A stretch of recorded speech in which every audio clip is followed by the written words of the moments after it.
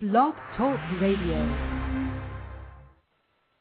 Namaste, everyone. Hi, this is Chandi Devi from karmacafe.com, and welcome to our show today. Our guest is Chrism, who has been here with us before, and he was widely received.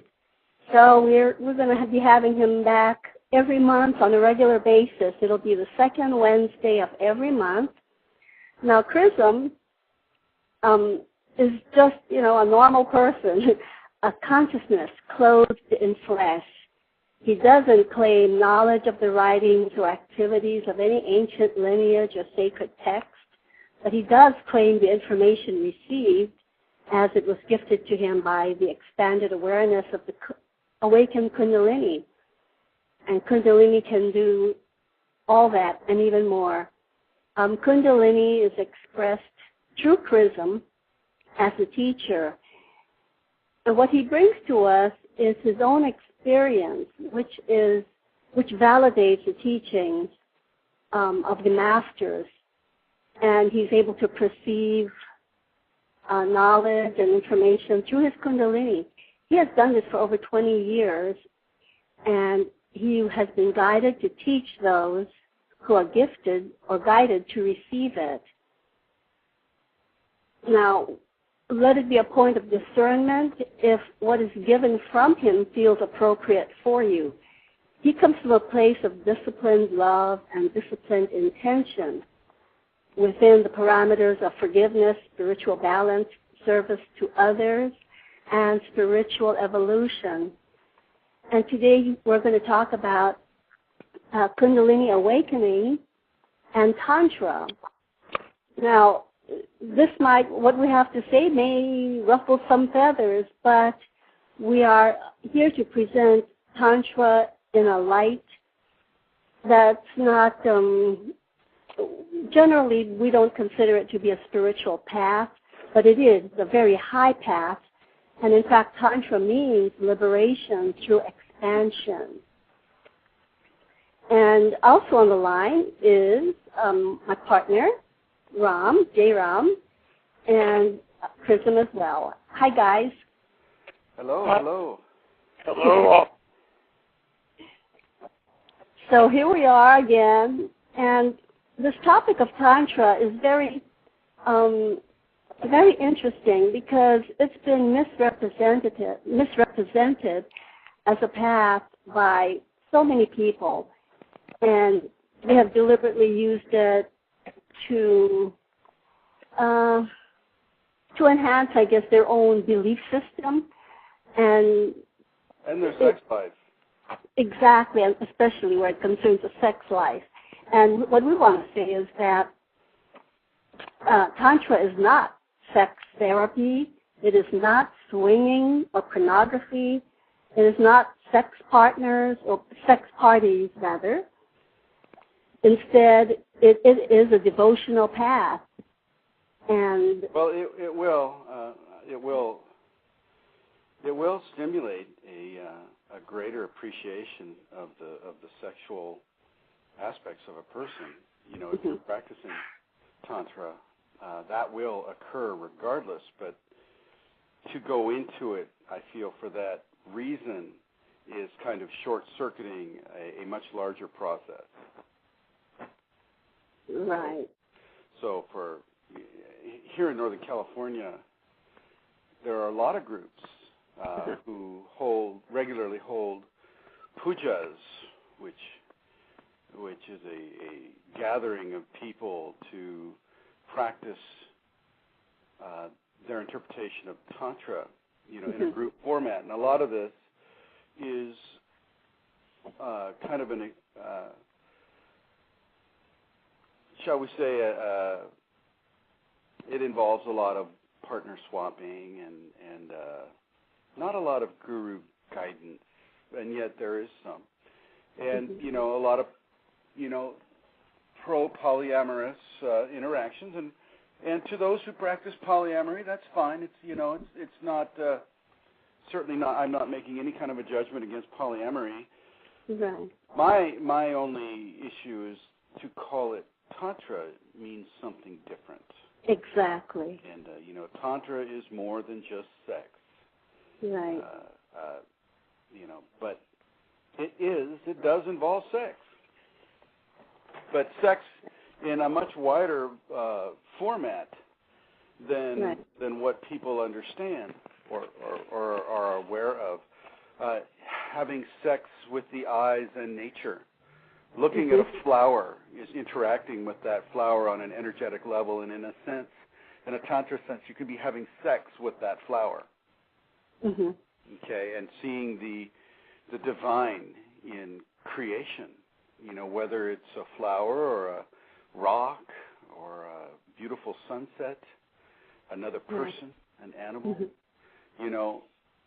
Tantra is, in my opinion, and my take on Tantra is, it is interaction in real time with the divine. And it's basically sparking on the two different polarities of the creative mix, the positive and the negative from an electrical standpoint, the male and the female from a humanity standpoint.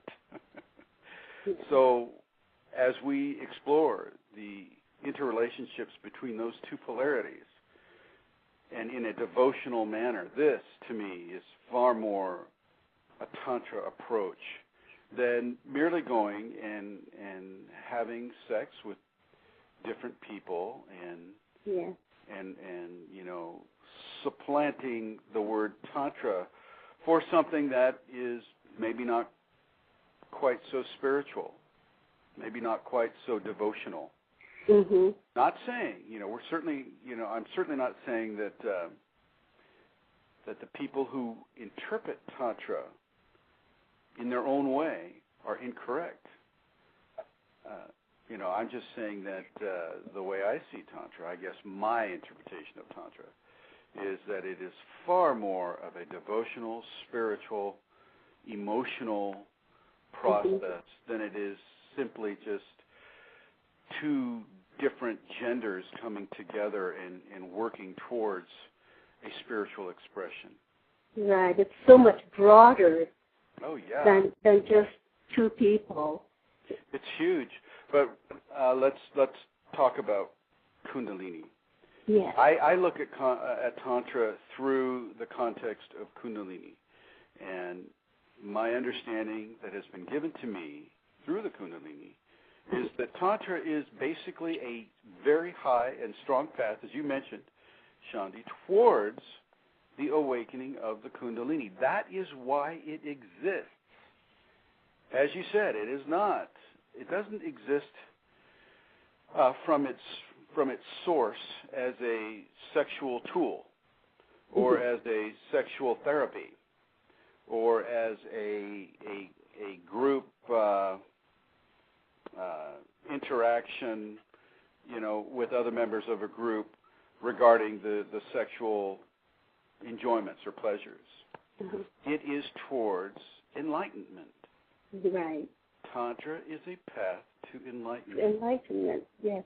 And it, granted, way back, thousands of years ago, when the original split, at least among the Sanskrit peoples, occurred, you had one group of that society who wanted to practice what we understand today as it would be the less sexual and the more meditational, the more yogic form of practice towards the awakening of the Kundalini. And this is a very good practice. It is a viable practice, and it will work. The other part of their society wanted to explore the sensuous, the divinity through sensuousness, and so they went the completely opposite direction.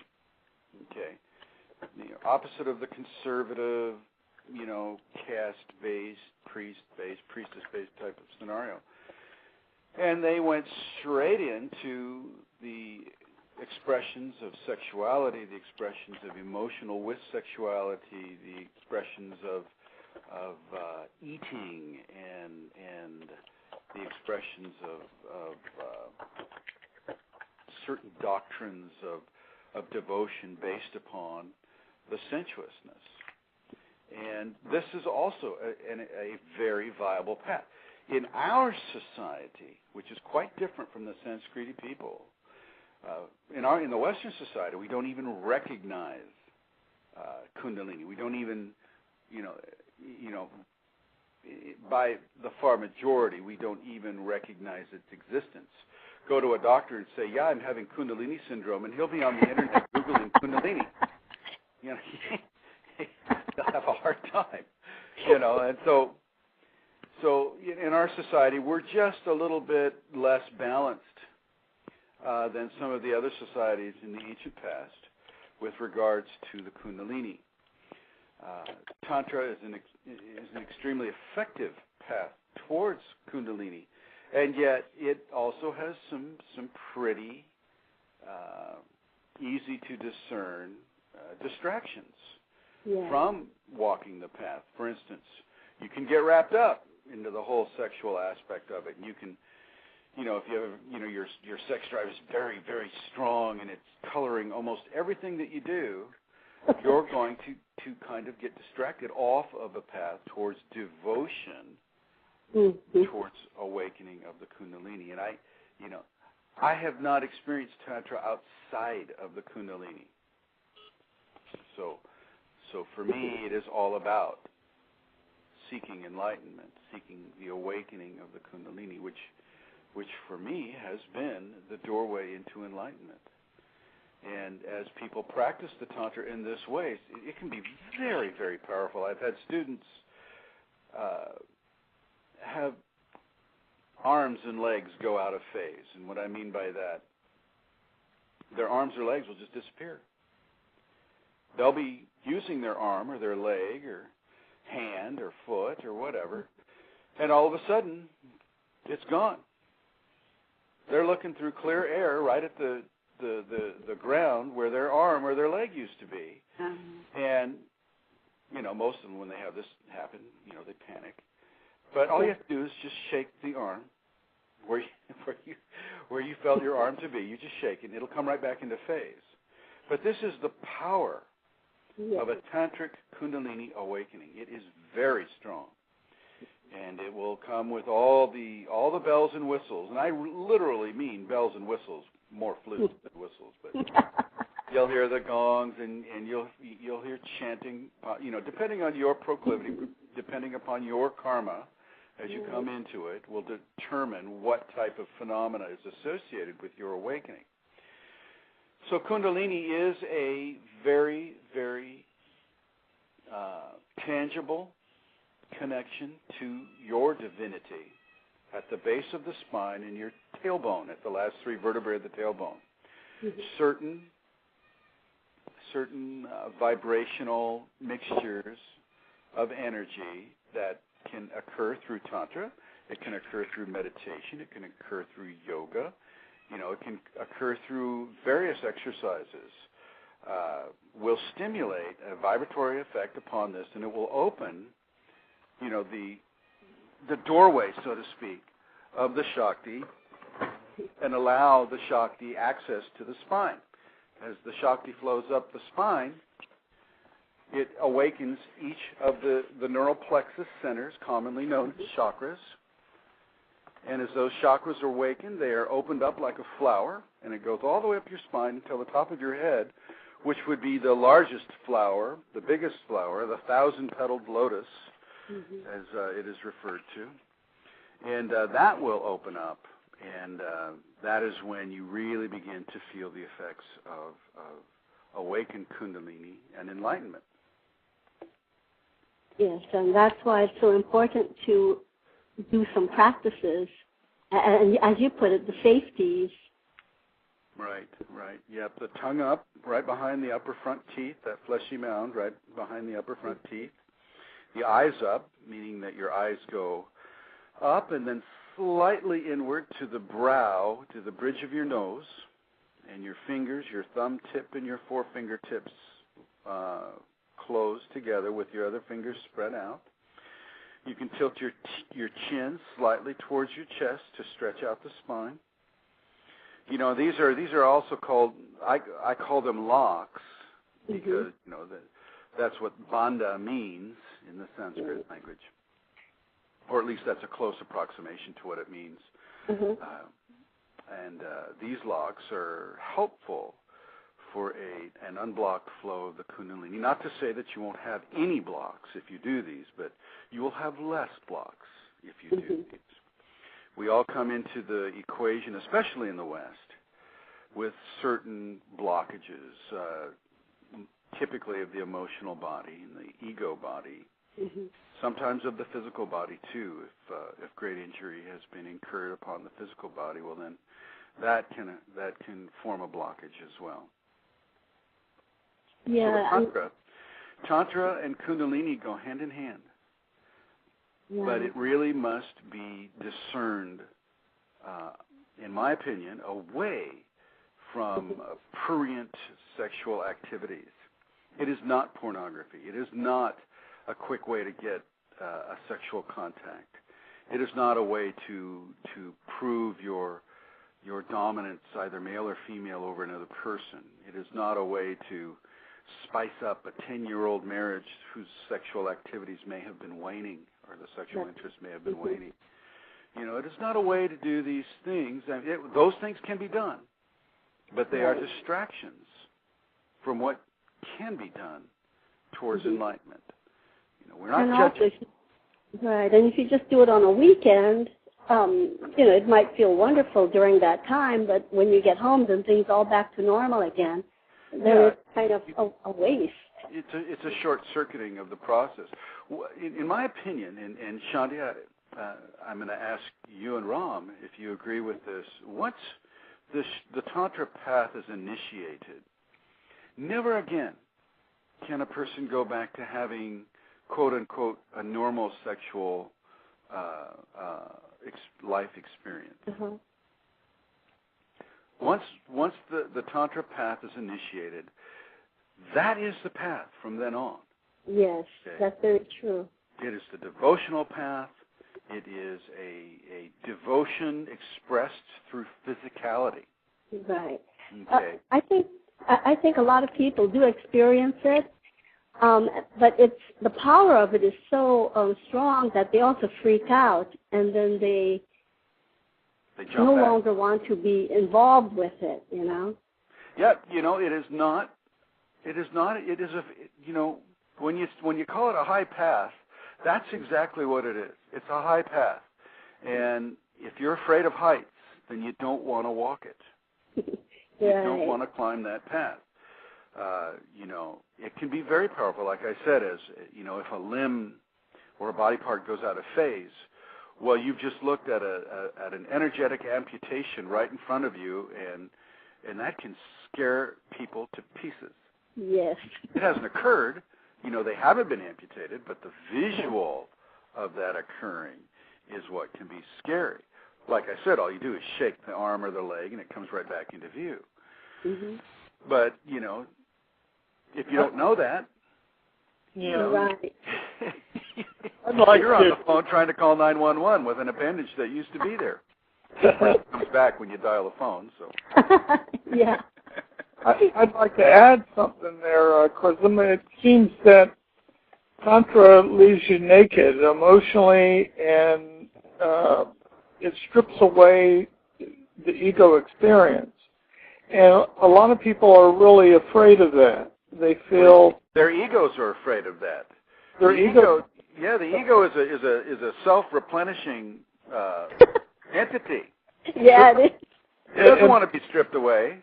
They get scared because it's too authentic and it's too naked. You're stripped bare. So unless you're willing to surrender to that experience, then it becomes more of a frightening experience. But it can be. It can be frightening. Of course, you can have people out there going, well, I just had the most tremendous orgasm I've ever had in my life by practicing Tantra. And I didn't have to surrender. I didn't have to do anything. I just had to sit on my partner in a special way and move in a special way, and this gave me that. And I think they'll be absolutely correct. You cannot, I can't say, oh, no, that didn't happen, and or I can't throw a judgment on it saying, oh, no, that was wrong. No. But that is an example of the joys that can come with this path as well. Everything is just a bit more severe. The pleasures are more severe. The falls are more severe. The fear is more severe. The surrender, as Ram just mentioned, is more severe. You have to give up more and surrender more in order to have the space that you vacated by that surrendering filled in with more. But once you have that experience, you're quite right, then ordinary ego sex just will not be adequate any longer. When you have been able to free yourself of ego control to that degree, you find that your whole personality changes. Not the core you. The core you, yes, has changed, but you're still you. You're still the individual that you are. But your behavior is completely different, and your feelings about your behavior and other people's behavior interrelating with you is different. You are more free. You're more free and authentic. You tend to be. Yes. You find your authentic self rather than trying to live behind a mask or behind some role or behind some artificial construct that your ego or your persona has so cleverly devised. All of a sudden you're naked and you're authentic. It's like being born again. Literally. An infant is one of the most authentic persons on the planet. And I do believe that as you approach divinity, it is best to approach divinity from a very authentic attitude and expression. And Tantra can get you there. But it is, it is not merely a sexual expression. Sexual expression is part of the process. But so is all pleasure taken from all the five senses. Not just the first two chakras, not the first two energy centers on the body. And for those who are not familiar with these energy centers, along the spine there are 6 nerve plexus centers. It's where the nerves come together on the spine, and they reflect specific aptitudes, abilities, and phenomena. The Sanskrit word for these nerve plexus centers are chakras. And these chakras, so for instance, your heart chakra will deal with emotion. Your throat chakra will deal with communication. I'm just, these are broad explanations. The top of the head would be the end of the chakra system. It's the largest chakra, or at least the most connected to the divine. And the ancient peoples called it, in the ancient Hindu called it the 1,000-petaled lotus. The first chakra is at the base of the spine, as I mentioned before, at the tailbone. And it houses the Shakti, or the Kundalini. So when we speak of chakras, we're speaking of the nerve plexus centers that are up the spine. Tantra, when you have Tantra with another person, or you're having, say, tantric interactions with another person, in a very real way, you are connecting consciously with the chakra body of the other person. In some expressions, the actual bodies are connected either through touching or through a very, very short distance from each other, the actual chakra system of each person. And so in a way, a blending occurs. Kundalini occurs when the sacred male and the sacred female marry or bond. And just like an electrical circuit, when the positive meets the negative, the flow of electricity is actuated. Well, very similar with the Kundalini. When a specific frequency of the male is met with a specific frequency of the female, the Kundalini Shakti can arise in either one or both of them. Okay. It is best to be prepared for this. It is best to go into the tantric path with the knowledge that as you walk that path, you may activate your Kundalini, and so you need to know what the effects of a Kundalini awakening in that format can give to you. And I just gave you one of the phenomena of the disappearing limbs, and of course, all of the awakening attributes of the Kundalini will occur. Not just, a limb going out of phase. That's just one of 1,000 different phenomena that can occur. It is typically the most beautiful experience that a person can have. It is why Tantra is even there. Tantra is the path towards this. Yes. The sharing of the chakra bodies is when two couples have practiced long enough and are able to openly open up the chakra centers, then you have a joining of these different emotional, physical, karmic bodies that it allows a progressively higher and higher state of awakening and of sharing. So Tantra allows you to take ordinary sex, which is just on a physical pleasure level, all the way up through the chakra system to where you become this divine. It becomes a divine experience, not.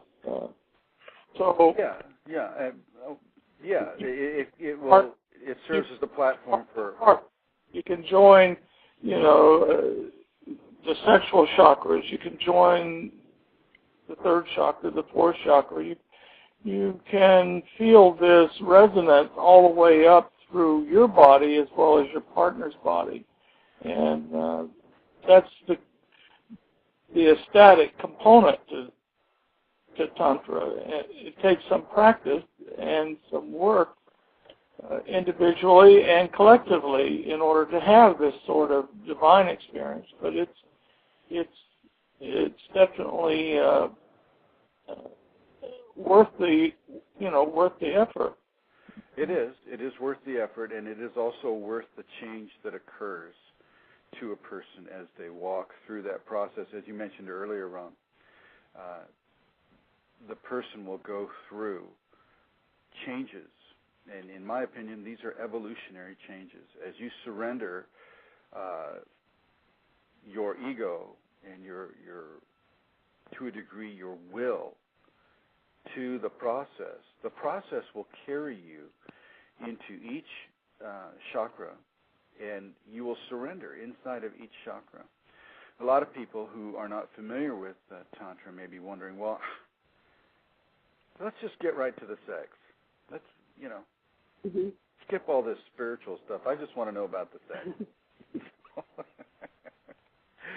So the simplest answer to that is just become the non-doer and just experience the process. And if you're the non-doer in sex and you're just experiencing the process, then you're approaching it the correct way. Well, yeah, I mean, I agree, absolutely. As you take your desire to actively control. Yeah. If you're not controlling it and you're allowing it to control you, then I think you're going to go a lot quicker. But I do feel that for those who are not familiar with Tantra at all, all they know of is it's a sex thing. And okay, I'm interested, they may say, okay, I'm interested in the spiritual aspects, but it's still a sex thing, and tell me about the sex. Mm-hmm. So I'm going to give one position out that for those who are experienced with Tantra will completely understand, and that would be called Maithuna. Are you familiar with that, Chandi? Yes. So Maithuna involves the man sitting upright, legs crossed, and the woman typically sitting with her legs around the man, and the insertion being made in that position. And from that position, the man does not move. Only the woman moves. He is the platform. She is the dancer upon the platform. And that's how you start. That's the position you start from. Your emotional position is that of love. Love for this person, love for this woman, love for this man, love for God, or however you see the divine creator to be. Love, love. Love is is the most important primary aspect. And then from that love you can branch out into respect and ceremonies based upon that respect. The desire to join with that person in a sacred embrace that will walk you up the chakra ladder and into the divine expression at the top of the head. And as Ram suggested, it will take practice. Mm-hmm. It will take practice, and it will take devotion. Devotion as understood as a discipline, as a way of pursuing a path. Every single time the sexual expression is reached for, that path is being walked. You're never looking behind you and going, oh, well, I think I want to go back there. You're always looking forward. You're always surrendering more and more. And when I mean surrendering, this means giving up the virtues of your ego, the comfort of the ego. And a person may wonder, well, how do I give the ego up? That's impossible. So what you do is you change your behavior.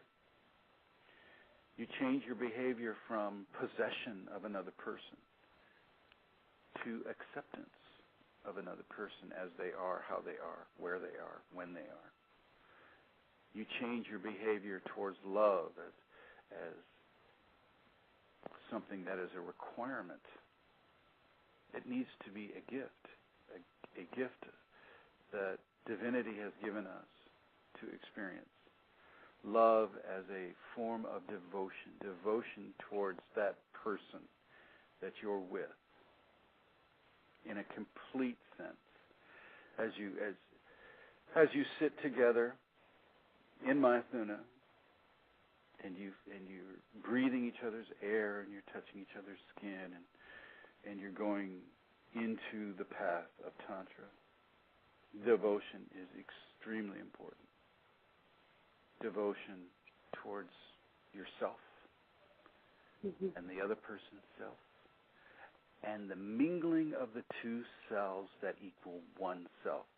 Once again, we run into the two that are one and the one that is two.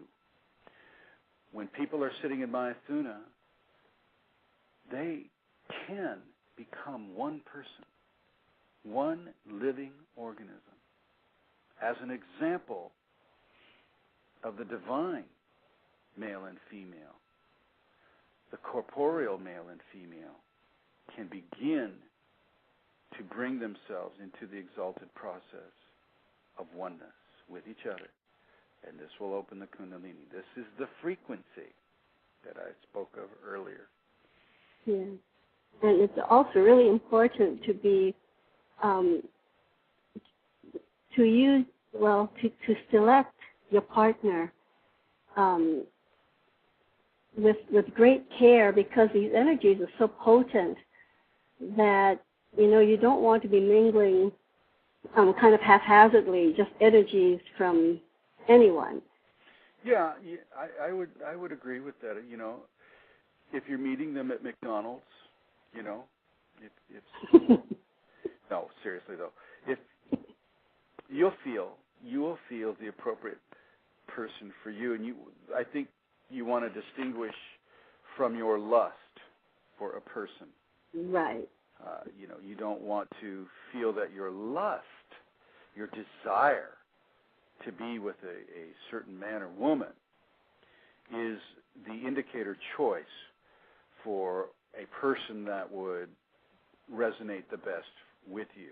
Because you don't know that much. If you're looking at the body, mm-hmm. you're not seeing all that there is to be seen.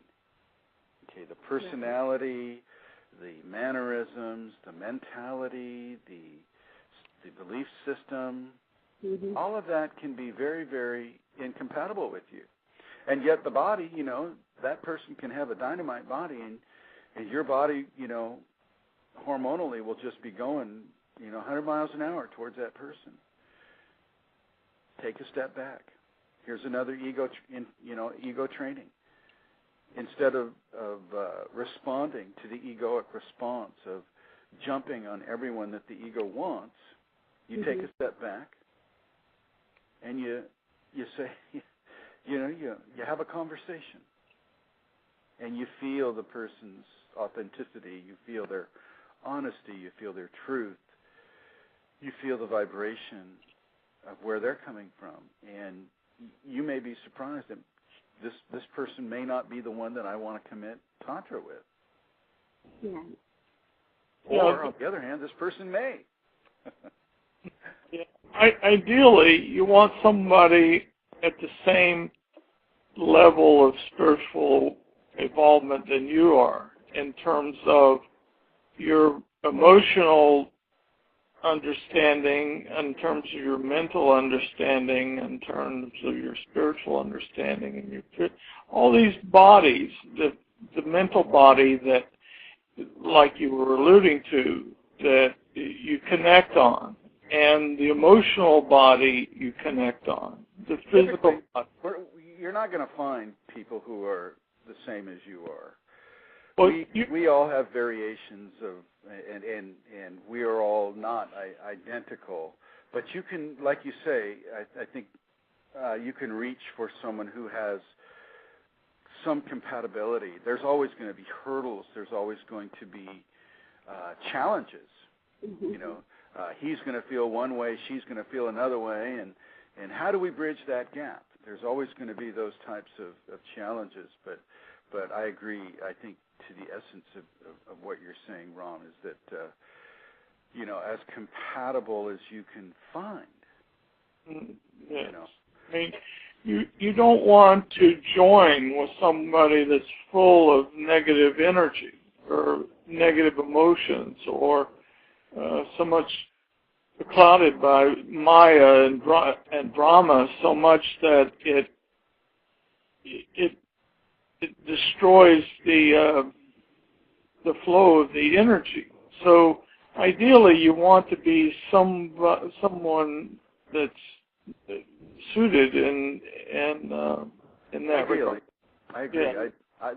That would be the ideal. It's not always the easiest thing to accomplish, but it is. If you can reach towards that goal as far as you can go with it, then I think it will be a better experience for both of you. Well, sure. You need to be mindful of it. You just can't go haphazard just because they have a nice body. And that's right. In the West, that's the only criteria that people use towards mating is, there's some physical attraction. Well, there's another line of thought that says, well, Kundalini, and I've heard this, over and over again. They go, oh, Kundalini is just a sex drive. Everybody's got that, so it's no big deal. Kundalini is far more than the sex drive. Yes, the sex drive is included. As Ron was mentioning, the attraction is part of the Kundalini, and it is part of the savior of the species. We are attracted to those people who affect us in those ways. But for a Tantra expression, or even, in the way I experience a Kundalini expression, some care needs to be given in how you choose. And, you don't sample the fruit, so to speak, before you make that choice. It's better to inquire of an individual in other ways first before you have sex with them or things like that. Because, it's like, every time a person has sex, a bonding is made. Every single time. Karma is made. Karma. A bonding is made. Divine imprinting is accomplished. Every single time a person has sex with another person. So that needs to be taken into consideration. Yeah. Kundalini is the life energy. It is the raw energy that gives us vitality and life. And that's one function of it. I don't see it as a single expression. It is for me at least, it has 1,000 points of expression. Well, it is the life force. It is the sex drive. It is the enlightenment. It is the divine path. It is exalted love, exalted thinking, exalted expression. It is union with the universe. All of this. Yeah, when it rises up through the chakras and awakens all the components of a person's soul. But at the first chakra, unawakened, it's just the primal life force, and ideally, you want to raise that up and have this more enlightened experience with this Kundalini as it moves through your mental, emotional centers. And I'll give you an example of a bad mismatch.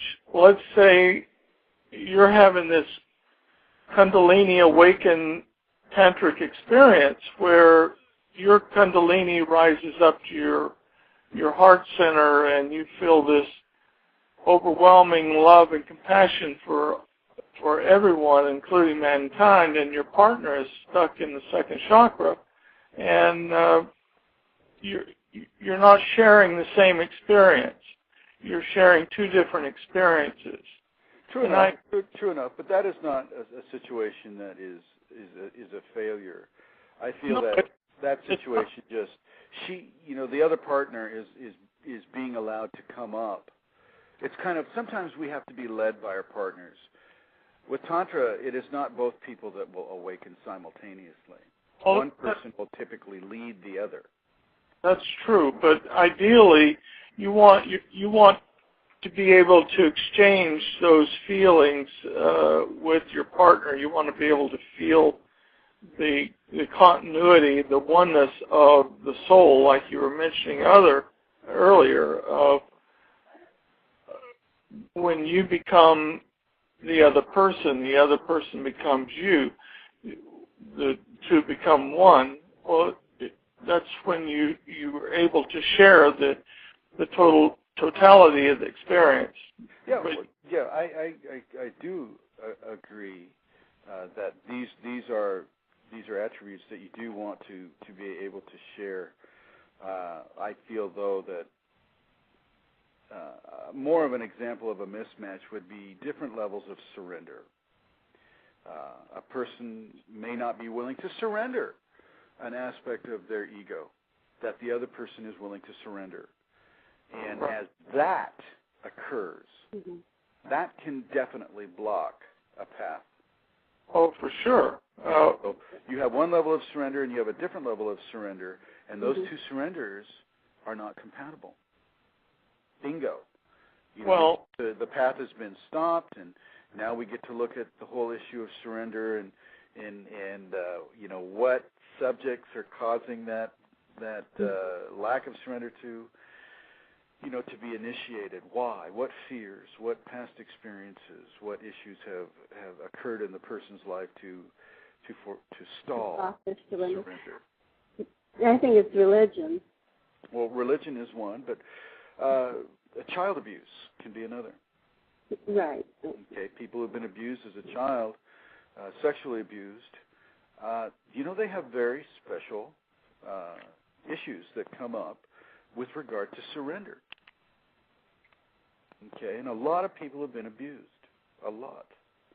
And, these people, they have to take another step and look back and do as much forgiveness work as they can. Their partner can also take a step back with them and say, okay, hey, this is, we're not in a race here. Let's just take it slow. Let's take it step by step. And I'm there for you. I can help you. I'm going to be with you. And there's nothing to be concerned about. Let's work on this surrender, and I'll help you. Right. I think you have to really work on the issues of trust. Oh, yeah. And in fact, there are a few simple exercises you could do with a partner regarding trust. Remember, we used to do that in class. Yes, and we taught. Yeah.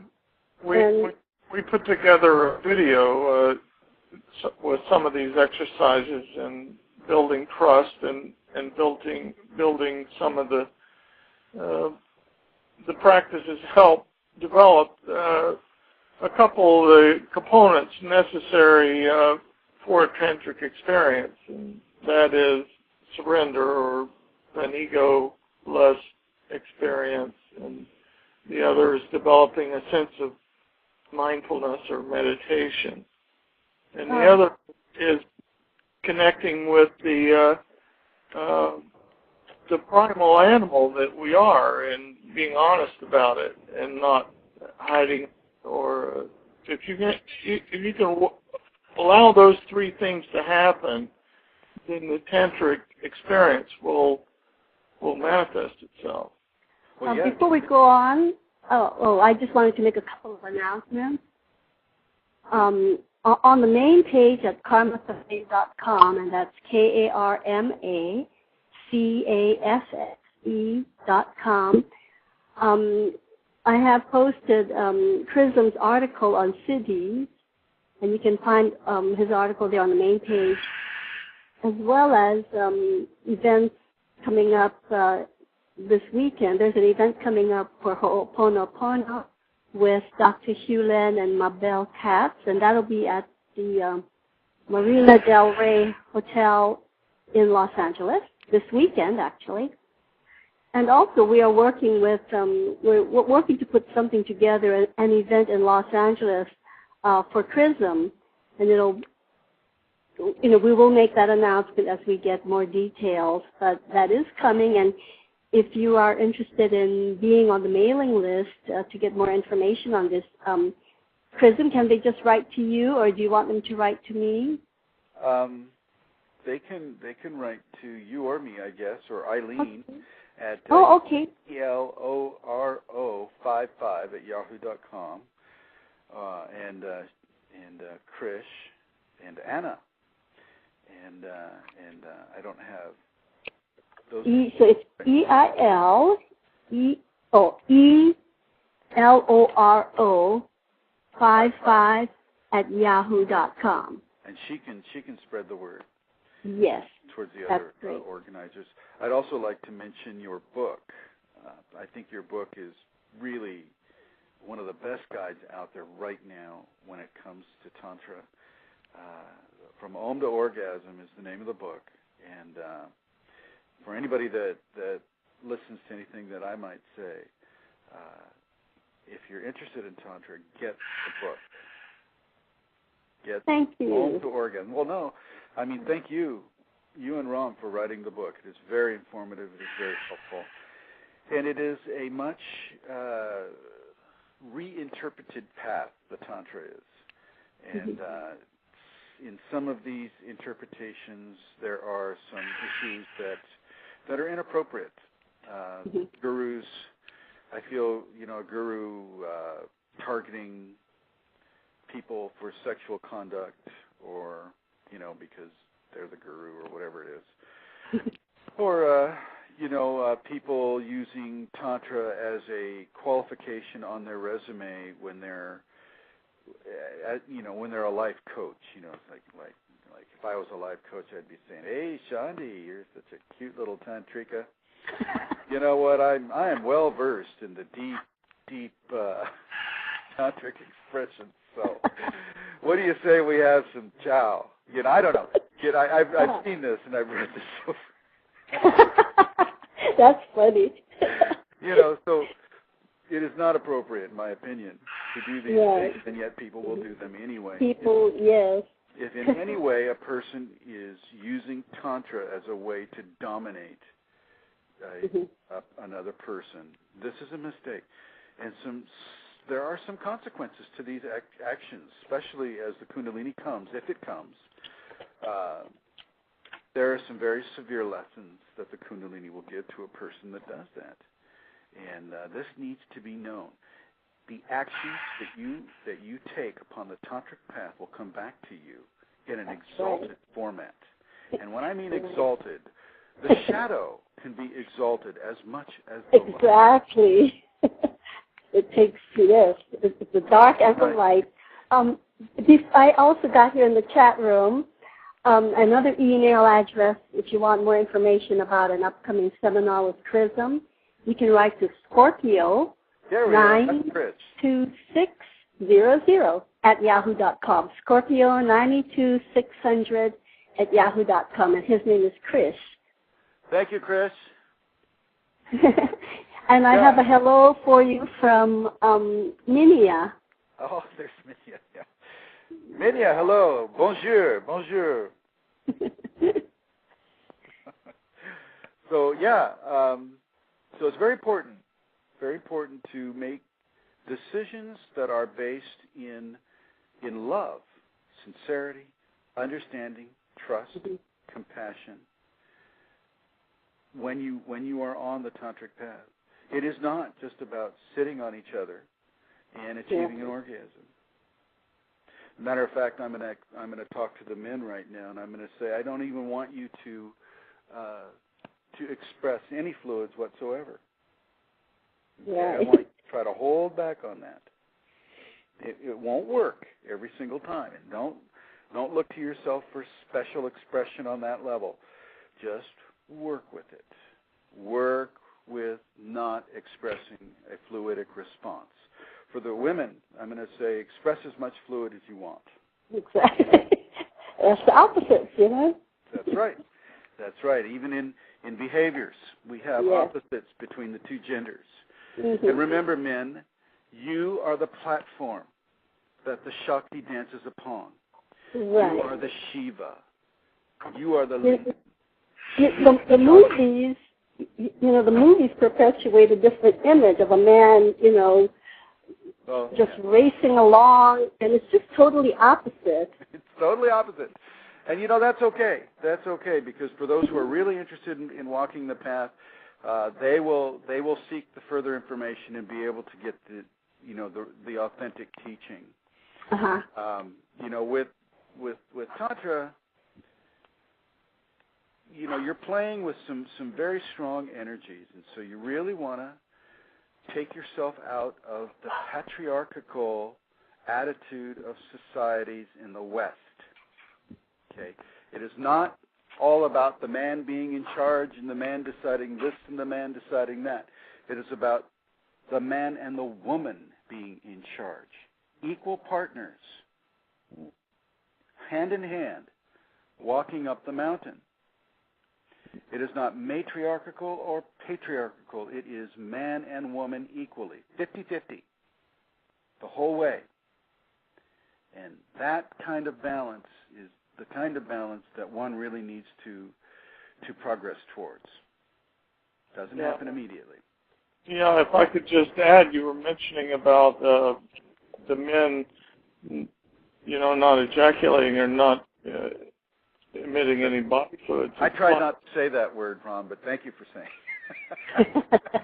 It's permitted. It's on the radio. Yeah, it's like with Tantra, with conventional sexual activity, the man enters hard and exits soft. And with Tantra, it's usually the other way around. He enters soft and exits hard. It's just the reverse. Yeah. So there you have it. You know, that is a beginning, but just as important as the position and the attitude of organs, expressing or not, are, you know, with Tantra, the emotions, the mental attitude, the devotional attitude, the ego surrender must occur. That is as important as any sexual position or any kind of sexual expression along the tantric path. They are just as important, if not more so, along the path. You know, the ambition is to extend the ecstatic state. So, you know, you're not in a race to get it over with. You want to extend the experience. And That's right. Make it last as long as you can. And while you're doing it, both partners, eyes up, tongue up, unless the tongue is doing other things, fingers locked. You know, remember the Kundalini aspect of this. The Tantra is about preparing for the Kundalini to emerge. It is not about having great sex. Although that is part of it. That happens. That occurs. That is, it does occur. But Kundalini is the main target. It is the main goal. It is the reason why you are even doing it, whether you know that or not. And be forewarned that when the Kundalini awakes, it may uncover some blockages in your heart. You may start crying uncontrollably, or that's right. That's right. Things may occur depending on your past. Or laughing. You might start laughing right in the middle of the act. Yeah. And you know, if that happens, one person, you're not being laughed at. Okay. No, the laugh is a laugh of joy. It's not a. Exactly right. It's the laugh of joy, you know, and that's happened to me before as I walk this path, and I just, you know, she kind of looks at you and just goes, "What did I do that was funny?" Yeah. Comedy is. You guys say, "Wait a minute, no." So you have to be very understanding. It's a really great path. It really is. It's very joyful. It's very, very, very fruitful. It will give you experience. It will give you phenomena. And the phenomena can be mind-blowing sometimes. Yeah. Oh, here's one thing I do want to mention, okay? If you're doing Reiki, if you're doing any kind of a modality of healing or spiritual search that requires the use of entities, stop that before you do Tantra. No. Tantra is going to attract a lot of, you know, unfortunate. You know, they're going to feed off of the sexual energy of the two people for a certain amount of time, and until those people can learn how to kind of flick them away like the mosquitoes they are. And I don't want you to. I don't want a person to become enamored of these types of phenomena, these types of entities that come along and begin to harvest a person's energy. You know what I'm talking about? Yeah. Sure. They're called succubi and incubi, and they're irritating. They're irritating. They'll come to you in your dreams.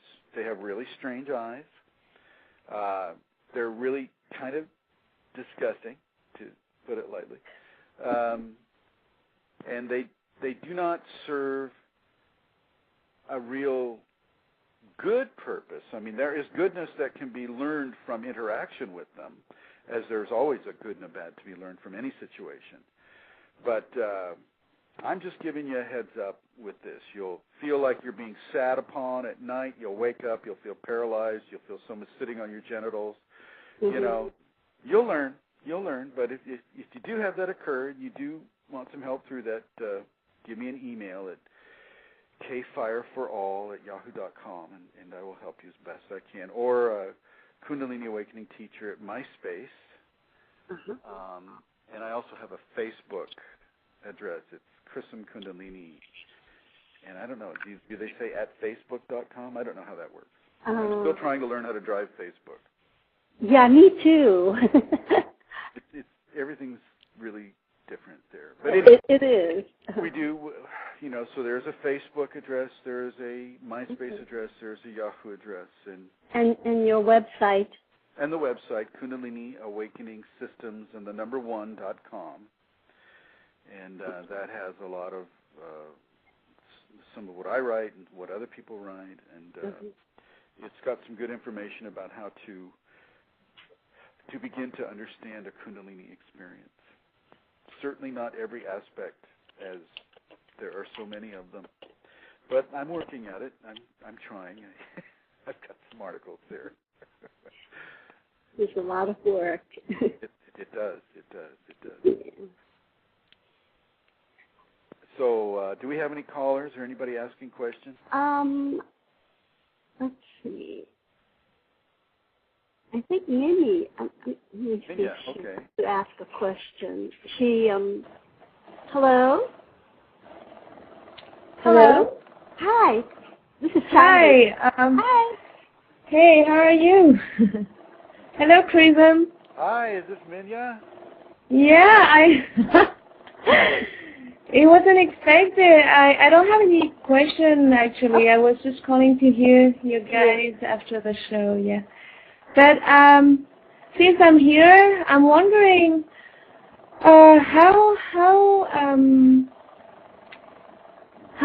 does it work when how do you receive a teaching from your teacher with a couple? How does things work? Well, typically it's the couple must come to the teacher as a single unit. I mean, they must have been able to discern, beyond the passion, beyond the passion of first meeting. They must discern that they do want to walk a tantric path.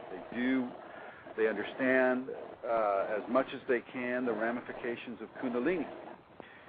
So they understand the beginning and the ending, so to speak, of the path. And then they both come to the teacher, and they both ask questions of the teacher. And from that information that is given, they actively practice the teachings that are given. And they, and once again, they're not doing it out of a level of passion, although there's always going to be a level of passion for a couple. But they're also doing it out of spiritual devotion for the path that they want to walk. So in a way, the first intertwinings of passionate embrace need to be accomplished before they can come to a teacher for spiritual guidance along a tantric path, in my opinion. There are a lot of people teaching Tantra out there, and so, my opinion is just one drop in the ocean. One drop in the ocean. Yeah, so, thank you. So you and a partner would come to the teacher, and you would begin the process of dedication towards the tantric path. Both you and the partner. It wouldn't just be one or the other. And you would begin the dedication, the ceremonial dedication towards the path to Tantra. So we will both have to surrender to the teacher. Correct. And of course to Kundalini, but to the teacher first, yeah? Well, the information the teacher gives, yes. Yeah. Also, I would like to say that Tantra is not a weekend project or, a seminar here and there, but Tantra is actually a process of unfolding. Yeah. So therefore you have to, you continue it, and it takes diligence and patience, but you can almost immediately feel the rewards of the practice. So it's just really being diligent and just remembering that it is a process, and don't get impatient, and and discern for yourself. Honestly, authentically, where each partner stands in regards to spiritual evolution via the Tantra. Mm-hmm. You know, don't just leap to it because, you know, it sounds like a fun way to get to enlightenment. Mm-hmm. Yeah, sure. Yeah. Even though it is. Yeah, for sure. For sure it is. But like Chrism said, you know, everything becomes so enhanced, whether it is good or bad, everything is enhanced. So, you know, you really need to be prepared for it and at least have an understanding of it so that you don't freak out, you know? Yes, absolutely. You know, and you've So, understood it enough that you're not going to turn your back on it when the going gets a little tough. Because as we surrender, as the emotions come up, as Ron mentioned, as the blockages occur, and they will, you know, you need to be able to work through them with each other, honestly, authentically, and with clarity. Exactly. Yeah. It's the path of the Vira, the warrior. It takes the stance of a warrior to be able to face your own inner demons and whatever comes on the surface, whatever surfaces up from your, you know, from you. Yeah. But it's all doable, and it's worth it. It's well worth it. Oh, easily worth it. Yeah. I know that Minia, are you still there, Minia? Yeah, I'm here. I'm listening, ears wide open. You are. I know that you're on the Kundalini path. Okay? Yes. I know that you're there, and I know that you're having phenomena, and I know that you are having this occur. I do not know that he is having this occur. Okay. And you know, in a way, it's kind of like what Ron mentioned a little while ago. You know, a person being a little bit ahead of another person.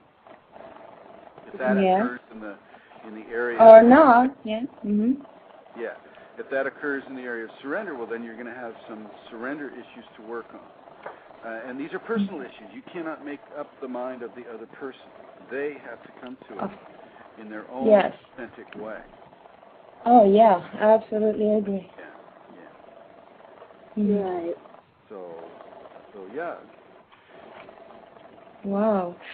So, what a beautiful thing if we find somebody who has come to us on this authentic path, huh?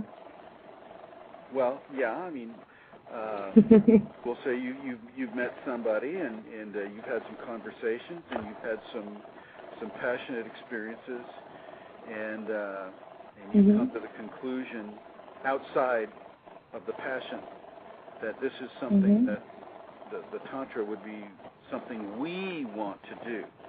Not just you, not just him, but something we want to do. In a way, it's a sacred marriage. Look at it that way. Look at it as a sacred marriage that doesn't require a ring. Yep. And as you look at it that way, you can kind of get the feeling and the discernment that comes with looking at it in such a profound way. Because it's a sacred. But if I could just add, if you do get to a blockage where one party wants to go on and the other is totally stuck in their ego and doesn't want to move from there, then you have to decide. You may have to find another relationship if you want to continue the path. Otherwise, you won't make any progress or much progress with one person. You may have to change. I mean, people are different. We all come into it with different expressions, different karma, different levels of the ability to surrender. So, you know, not everybody's compatible. Well, passions and love are needed in that case, yes? Yes. Patience, yes. Patience, not your, well, passion too, but patience and... Yeah, if their passion matches yours, you know, as far as their goals for spiritual enlightenment. Yes. It's very, I would recommend that very highly, that at least the person has some knowledge or capacity to understand and to, to be attentive to their spiritual lives. Yes, absolutely. So some maybe some in-depth personal conversations that deal with some of the the subjects brought up, Minya, would be helpful for you and your potential partner. Yeah. Thank you, Chrism. Obvious. I'm so happy. We need to devise, Chrism, a questionnaire. Robert. Oh my God. Yeah, you need, yeah. We need to do that, yes? Do what?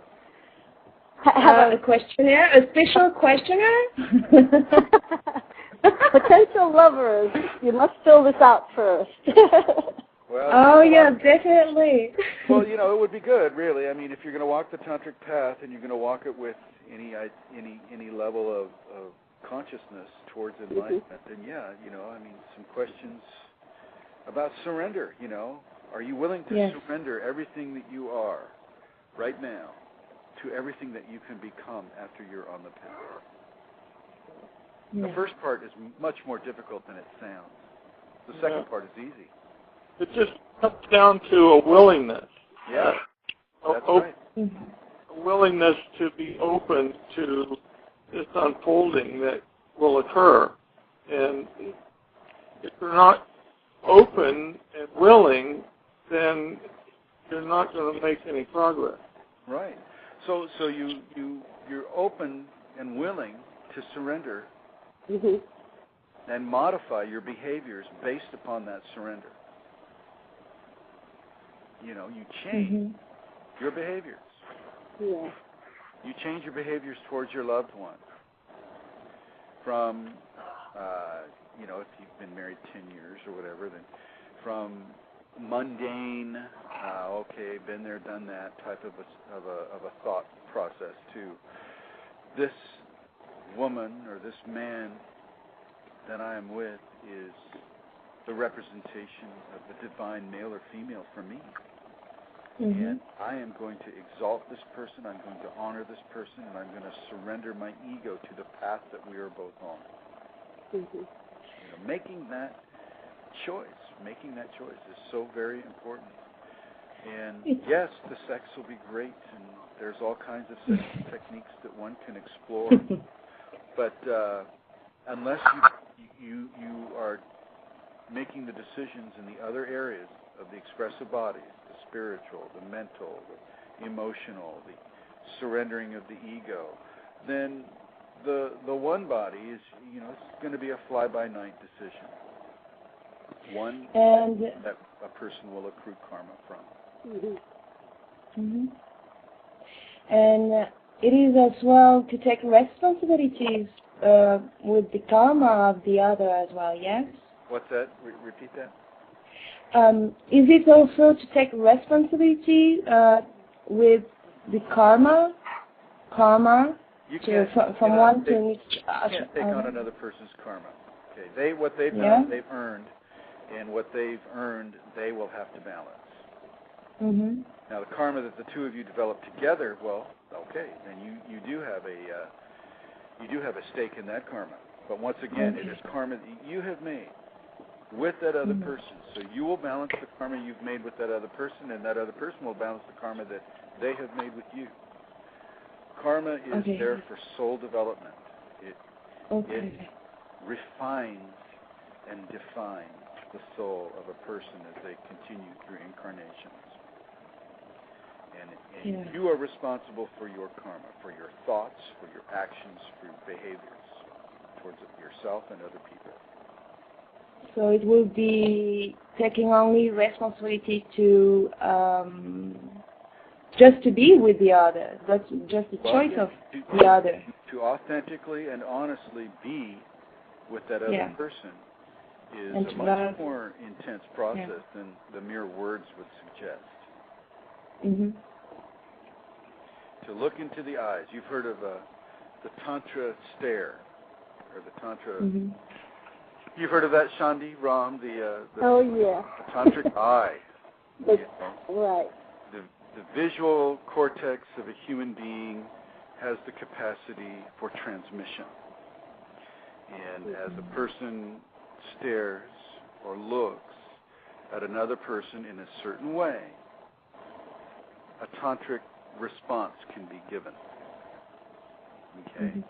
And with the two people on a tantric path, I would suggest as much as possible that as a person, that you always look into the other person's pupil with love, with honesty, and authenticity, which is honesty. Look into the eyes deeply of your intended, of your beloved, and have them return that look, return that gaze. And well, yeah, you're looking into the other person's soul, right? And with the right look and the right intention, then you'll see the soul of the other person. It's kind of it's a visual tantra. Once again, tantra is not just about the generative organs. It's about the heart. It's about the eyes. It's about the nose. It's about the ears. It's about the senses of the body and the exalted senses of the body. You know, the intuitive sense and the psychic sense. You know, you can go out of body together and you can experience the astral experience with each other. There are so many formats of Tantra that are available for people to discover and to partake of. But most of them, in my opinion, most of the authentic ones require a in-depth sense of honesty and surrender and love and respect and compassion and passion and, you know, all of these things mixed together. And it's not that hard. It may sound, you know, I'm you know, quoting all these qualities. And these qualities, most people are very familiar with. And it's, as Ram says, it's the will to express those qualities on purpose, consistently, daily, that makes up a practice. So stare at that person, my dear. Right. During this event that Krishna and Eileen are planning,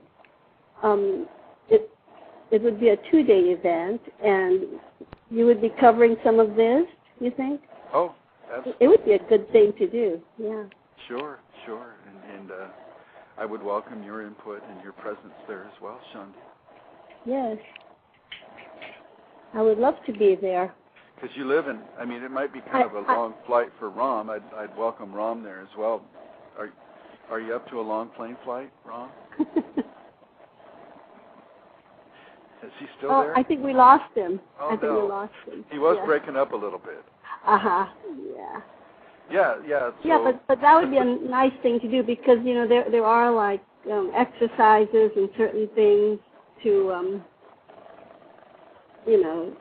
Well, the first day is pretty much dedicated to talking about the Kundalini and what can happen, what does happen, what a person can expect, what, you know, how is it awakened, and when it is awakened, what occurs, and how do you live with this, and how do you have a job and drive a car and raise kids and go to school, or, you know, all of the attributes of Western life, and how do you have this and the Kundalini at the same time, and how is this all balanced? And we go through that on the first day. And the second day, for those who desire it, we will initiate Shaktipat, which is a triggering of their Kundalini by me. that'd be wonderful. And I think we just lost Minia as well. Well, Minia, I guess we're on with streaming, so. Yeah, we're on the extended recorded session, right? Yeah. I didn't hear the Blog Talk Radio announcement, but. Oh, when it ends? I don't. Yeah. I'm not sure if it does that when it ends. Oh. Maybe it does. I can't remember. It did. But so Tantra is a viable path if it is walked with discretion and openness and surrender and honesty. Mm-hmm. And I mean honesty beyond the commercial-driven television, Hollywood, magazine, newspaper, radio, examples of what we are expected to have within the sexual expression of our lives. Right. It is not about the latest fashion, the latest shoe style. Mm-hmm. It is not about how much cleavage a person can show. It is not about how ripped a person is or how powerful or how much money they have. It is not about being owned and operated by another person. It is not about being dominated by a teacher. It is about being authentic and honest with yourself and walking the path of that authenticity and honesty in the Tantra modality. And that takes mindfulness, to be genuine, because, like Ram was saying, you have to be naked to the soul, Right, and you have to be comfortable with that. Exactly. We're all born naked. Right. And we all go to the Creator naked when we die. Right. So it's only the ego that has been trained to have a problem with being naked. Right. Okay, and so the ego needs to have some behavioral modification for it. And this is what I teach as far as Kundalini goes too, even doing the safeties. You are initiating behavioral modifications upon the ego. You are retraining the ego. I never say to students to kill the ego. Never say that. I always say that you need to retrain the ego. Retrain it. Retrain it and allow it to become harmonious with the path that you're walking upon. And the ego is like a 12-year-old. It will come into line. It will come into harmony with the path of Tantra and the path of Kundalini. Exactly. Minia says that she was disconnected. I guess it bounced her off. Sorry, Minya. Yeah. But I think you got the point. I think you got the point, and I thank you for calling up. Where is she from? She's Paris, France. Oh, she was calling from France? I think she was using Skype or something like that, so I hope. Wow. Oh, okay. I hope. Well, thank you, Minia. Yeah. She's a great person. Wow.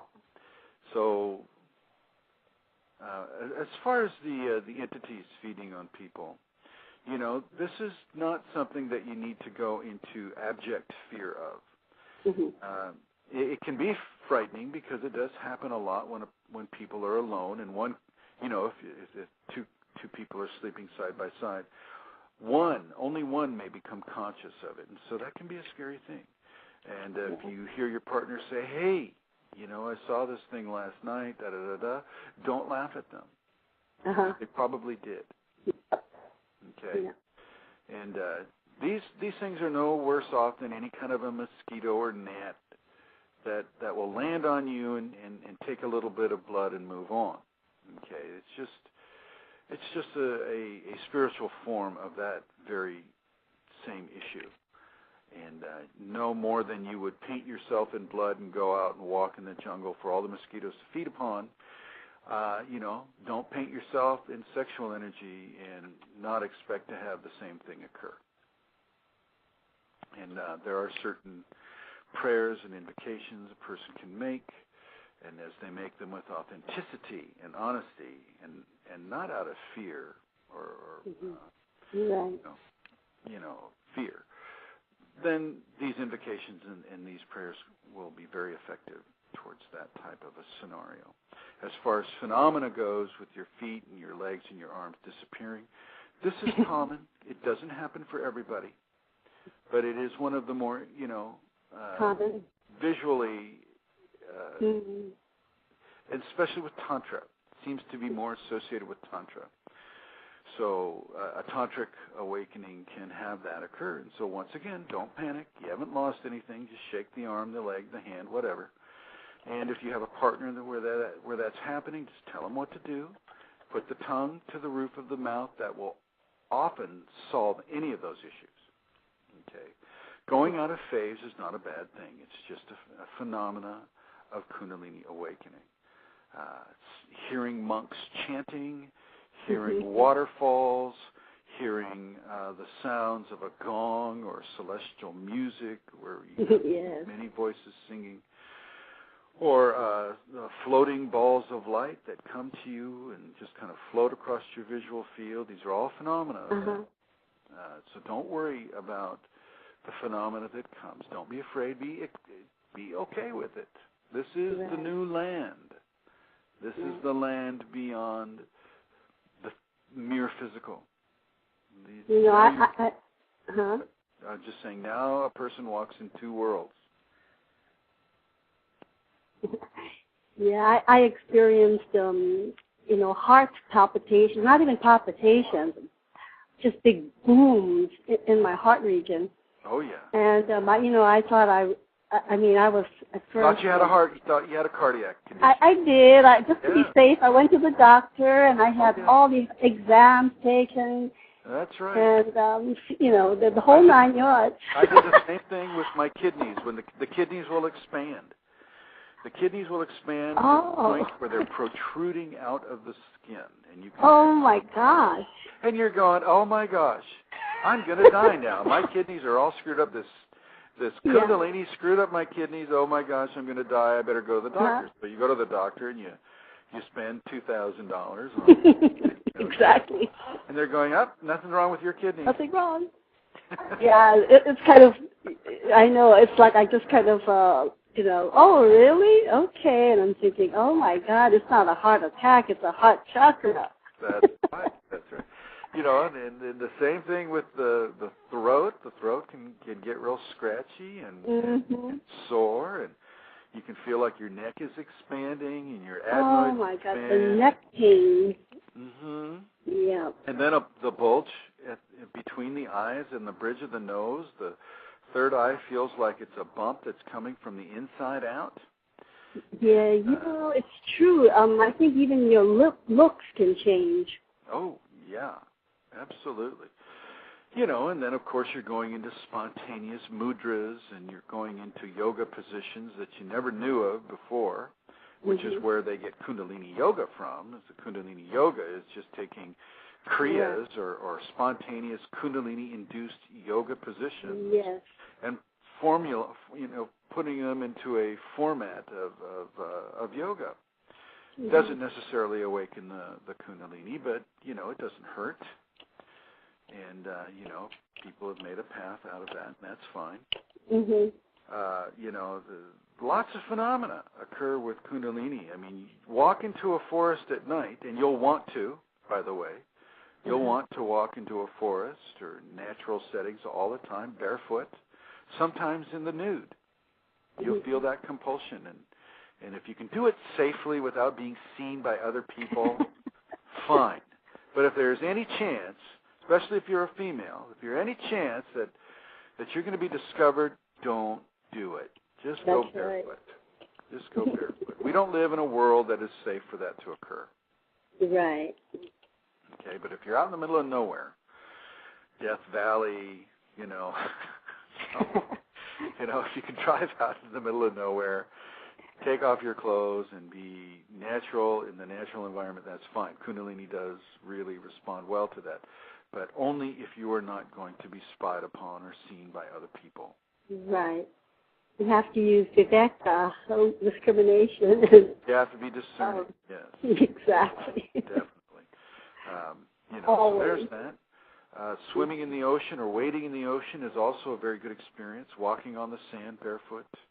feeling the surf, the sea, the air, the sun. That's exactly. That's what I got from sailing.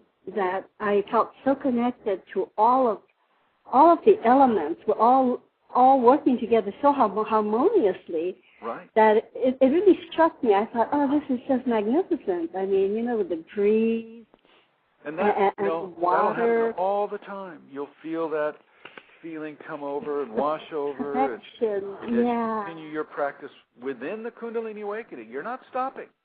Mm-hmm. Your Kundalini is kind of the handoff. Right. And your practice continues and it alters and the Kundalini begins to take more control of how you eat and how you sleep and whether or not you pray, whether or not you meditate, whether or not you have sex. All of these functions become dominated by the Kundalini because it is there to propel you forward. Yeah. It's really, it's a wonderful, wonderful situation. It is. So. Well. Yes. So you will be with us every month on the second Wednesday of every month. I'm honored. I am honored. We are. And thank you for those articles. They're wonderful. I really love them. And siddhis, for those who are not familiar with the Sanskrit word, are exalted skills that the Kundalini can bring. Telepathy, telekinesis. Oh, yes. Those are siddhis. Mm-hmm. SIDDHIS, I believe. Yes, and you can read about it on karmacafe.com, CAFFE, cafe, and about every 2 weeks we are rotating Chrism's articles so that we get a very thorough, a very rounded perspective of a spiritual life. Well, my thanks to you, Chandi, and Ram, and Eileen and Krish and Anna and everybody who's behind getting this information out. Yes, I'm really looking forward to the workshop or the event in this area here. Yeah, Los Angeles should be fun. Yeah, that's going to be really great. That'll be a first. So. Yes, so they can. I should give out her email address again. Yeah, it's ELORO55@yahoo.com. Right, and Scorpio 92600@yahoo.com. Yes. And also, you can just check on Karma Cafe. As soon as we get more details, we'll post it right up there on the main page. Oh, very good. So, yeah, so everyone can see it and, start signing up. It's going to be a really life-changing event, and yes, I really recommend it can be for people. And I got to warn you, I've had people come to these events, and they have, they've listened, and they've participated, they've been given Shaktipat, but they haven't quite been ready. And, they get red welts going up their spine. And I have to turn it down for them. Yeah. So wow. Be aware of what can occur. And actually, they could start doing some preparatory work. Right now. That's right. Start practicing the safety protocols. Great. And they can find us on your website, Kundalini Awakening Systems. And the number one. number1.com. Okay, that sounds wonderful. I know it's a long thing, but when I was making the website, the domain names were all taken, so I had to split it up. My apologies to everyone. Oh no, it's well worth it. Well, thank you for the opportunity to have this interview and to for your whole Karma Cafe thing and the book that you've written, you and Ram, and it's a great service to many, many people. So thank you both for that. Oh, thank you so much. And thank you, everybody, for joining us. And we'll see you all next week, same time, 2 o'clock Pacific Standard Time on Wednesday. And our guest is George Catlin, and he's from theteachings.org. I also want to mention the Ho'oponopono event coming up this weekend in Los Angeles, and that can be found also on the main page of karmacafe.com. You can also read that book review on From Om to Orgasm, and that's on the main page, and Chrism's article is on the main page. So go there and enjoy all of that. And I'll see you all again next week. And thank you, Chrism. Thank you, Chandi. Thank you, everyone. Okay. Namaste. Namaste. But you can, like you say, I think you can reach for someone who has some compatibility. There's always going to be hurdles. There's always going to be challenges. Mm-hmm. You know, he's going to feel one way, she's going to feel another way, and how do we bridge that gap? There's always going to be those types of challenges. But I agree. I think to the essence of what you're saying, Ron, is that you know, as compatible as you can find. Yeah. You know. I mean, you don't want to join with somebody that's full of negative energy or negative emotions or so much clouded by Maya and drama so much that it destroys the flow of the energy. So ideally, you want to be someone that's suited in that regard. I agree. Yeah. That would be the ideal. You know, it's not always the easiest thing to accomplish, but Yeah. it is. You know, if you can reach towards that goal as far as you can go with it, then I think it will be a better experience for both of you. Well, sure. You need to be mindful of it. You just can't go haphazard just because they have a nice body. And that's right. In the West, that's the only criteria that people use towards mating is, you know, there's some physical attraction. Well, there's another line of thought that says, well, Kundalini, and I've heard this, you know, over and over again. They go, oh, Kundalini is just a sex drive. Everybody's got that, so it's no big deal. Kundalini is far more than the sex drive. Yes, the sex drive is included. As Ron was mentioning, you know, the attraction is part of the Kundalini, and it is part of the savior of the species. You know, we are attracted to those people who affect us in those ways. But for a Tantra expression, or even, you know, in the way I experience a Kundalini expression, some care needs to be given in how you choose. And, you know, you don't sample the fruit, so to speak, before you make that choice. It's better to you know, inquire of an individual in other ways first before you have sex with them or things like that. Because, you know, it's like, you know, every time a person has sex, a bonding is made. Every single time. Karma is made. A bonding is made. Divine imprinting is accomplished. Every single time a person has sex with another person. So that needs to be taken into consideration. Yeah. Kundalini is the life energy. It is the raw energy that gives us vitality and life. And that's one function of it. I don't see it as a single expression. It is for me at least, it has 1,000 points of expression. Well, it is the life force. It is the sex drive. It is the enlightenment. It is the divine path. It is exalted love, exalted thinking, exalted expression. You know, it is union with the universe. All of this. Yeah, when it rises up through the chakras, it awakens all the components of a person's soul.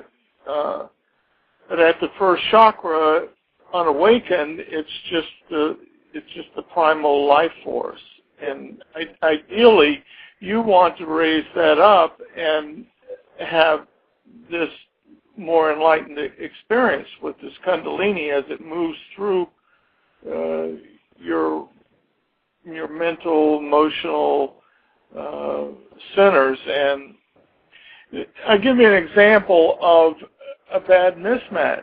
Let's say you're having this Kundalini awaken tantric experience where your Kundalini rises up to your heart center and you feel this overwhelming love and compassion for everyone, including mankind, and your partner is stuck in the second chakra, and you're not sharing the same experience.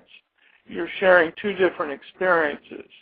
True enough, but that is not a situation that is a failure. I feel that situation just the other partner is being allowed to come up. It's kind of, sometimes we have to be led by our partners. With Tantra, it is not both people that will awaken simultaneously. One person will typically lead the other.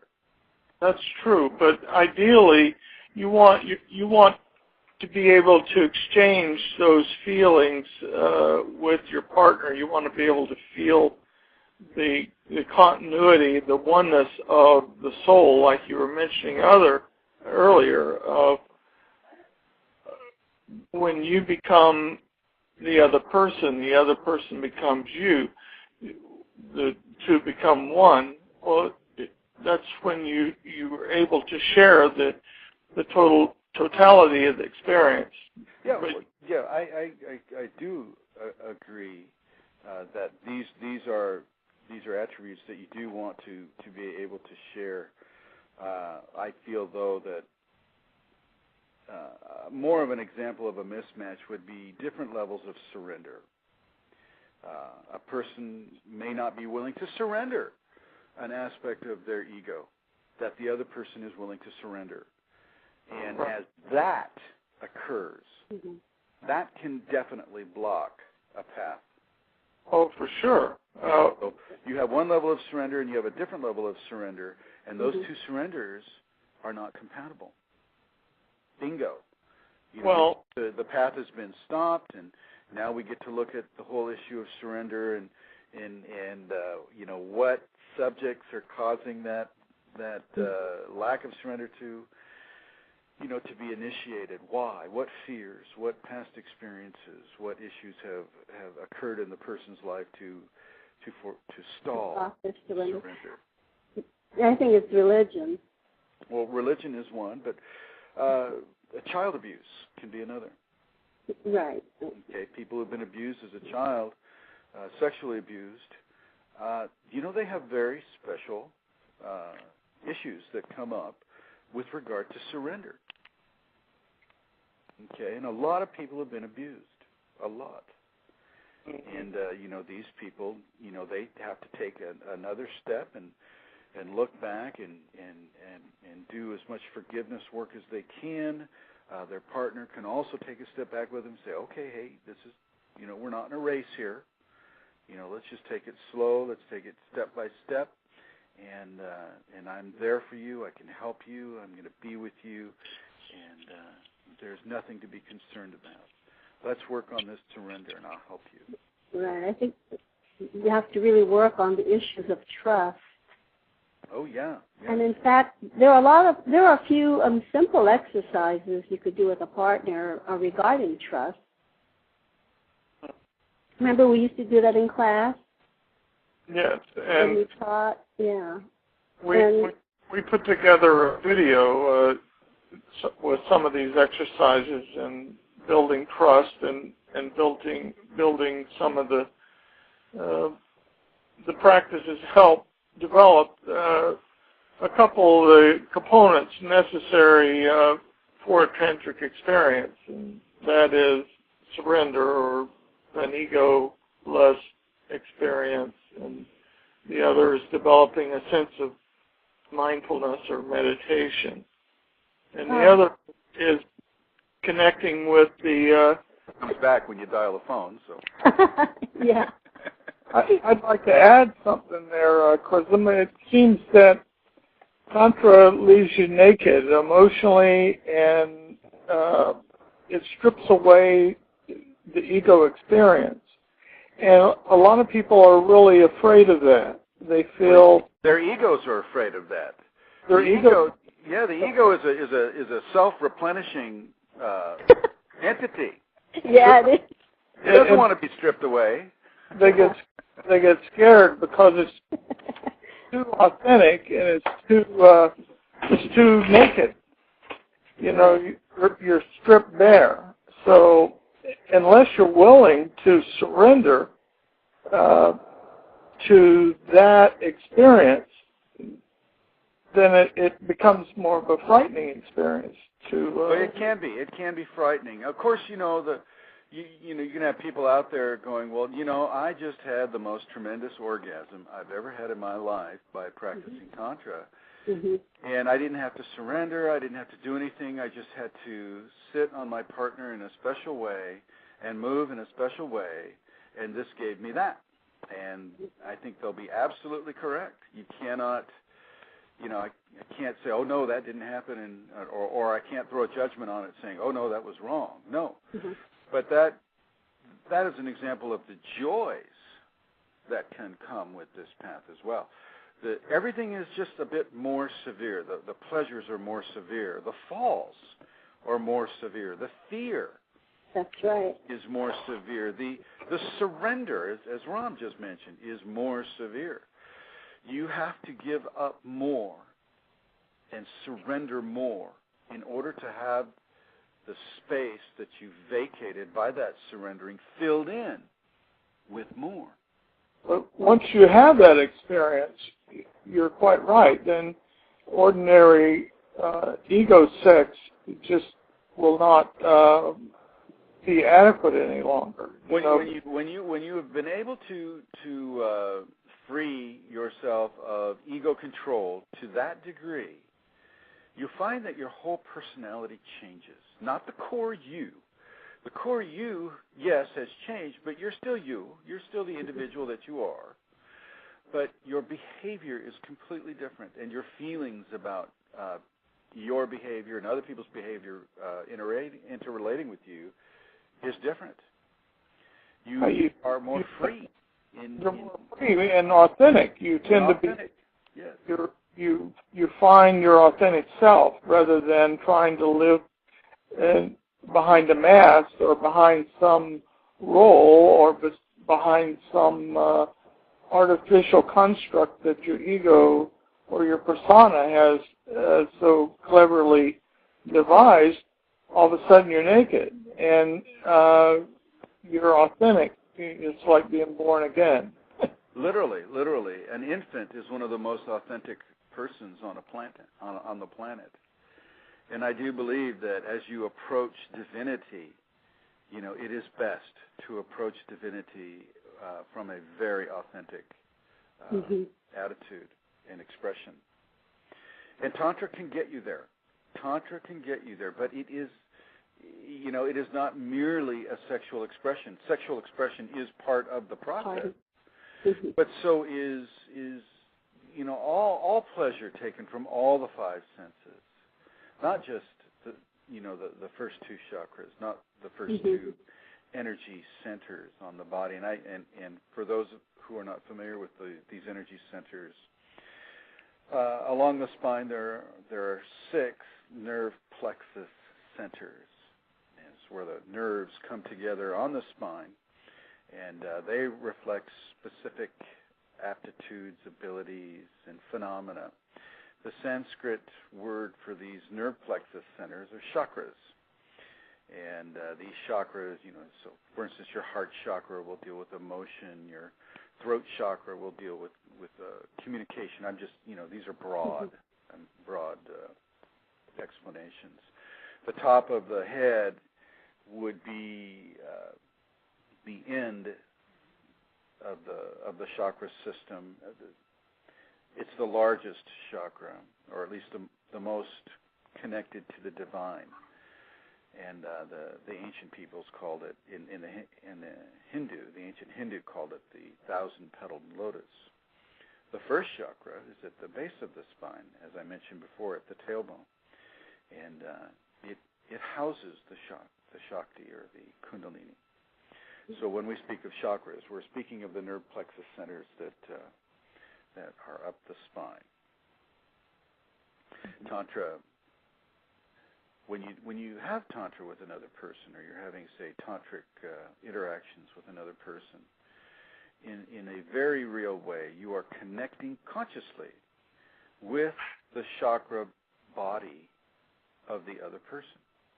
In some expressions, the actual bodies are connected either through touching or through a very, very short distance from each other, the actual chakra system of each person. And so in a way, a blending occurs. Kundalini occurs when the sacred male and the sacred female marry or bond. And just like an electrical circuit, when the positive meets the negative, the flow of electricity is actuated. Well, very similar with the Kundalini. When a specific frequency of the male is met with a specific frequency of the female, the Kundalini Shakti can arise in either one or both of them. Okay. It is best to be prepared for this. It is best to go into the tantric path with the knowledge that as you walk that path, you may activate your Kundalini, and so you need to know what the effects of a Kundalini awakening in that format can give to you. And I just gave you one of the phenomena of the disappearing limbs, and of course, all of the awakening attributes of the Kundalini will occur. Not just, a limb going out of phase. That's just one of 1,000 different phenomena that can occur. It is typically the most beautiful experience that a person can have. It is why Tantra is even there. Tantra is the path towards this. Yes. The sharing of the chakra bodies is when two couples have practiced long enough and are able to openly open up the chakra centers, then you have a joining of these different emotional, physical, karmic bodies that it allows a progressively higher and higher state of awakening and of sharing. So Tantra allows you to take ordinary sex, which is just on a physical pleasure level, all the way up through the chakra system to where you become this divine. It becomes a divine experience, not.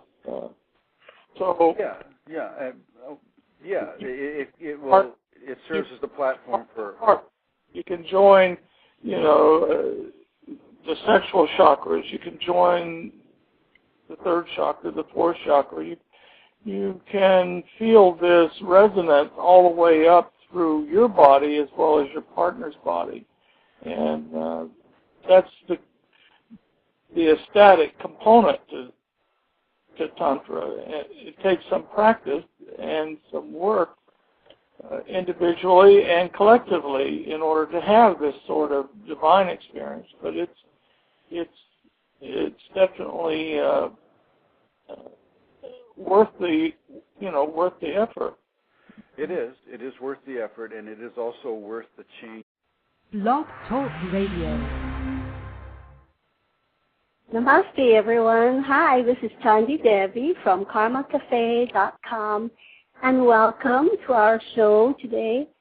Our guest is Chrism, who has been here with us before, and he was widely received. So we're going to be having him back every month on a regular basis. It'll be the second Wednesday of every month. Now, Chrism is just, a normal person, a consciousness clothed in flesh. He doesn't claim knowledge of the writings or activities of any ancient lineage or sacred text, but he does claim the information received as it was gifted to him by the expanded awareness of the awaken Kundalini. And Kundalini can do all that and even more. Kundalini is expressed through Chrism as a teacher. And what he brings to us is his own experience, which validates the teachings of the masters. And he's able to perceive knowledge and information through his Kundalini. He has done this for over 20 years, and he has been guided to teach those who are gifted or guided to receive it. Now, let it be a point of discernment if what is given from him feels appropriate for you. He comes from a place of disciplined love and disciplined intention within the parameters of forgiveness, spiritual balance, service to others, and spiritual evolution. And today we're going to talk about Kundalini awakening and Tantra. Now, what we have to say may ruffle some feathers, but we are here to present Tantra in a light that's not, generally we don't consider it to be a spiritual path, but it is a very high path. And in fact, Tantra means liberation through expansion. And also on the line is my partner, Jay Ram, and Chrism as well. Hi, guys.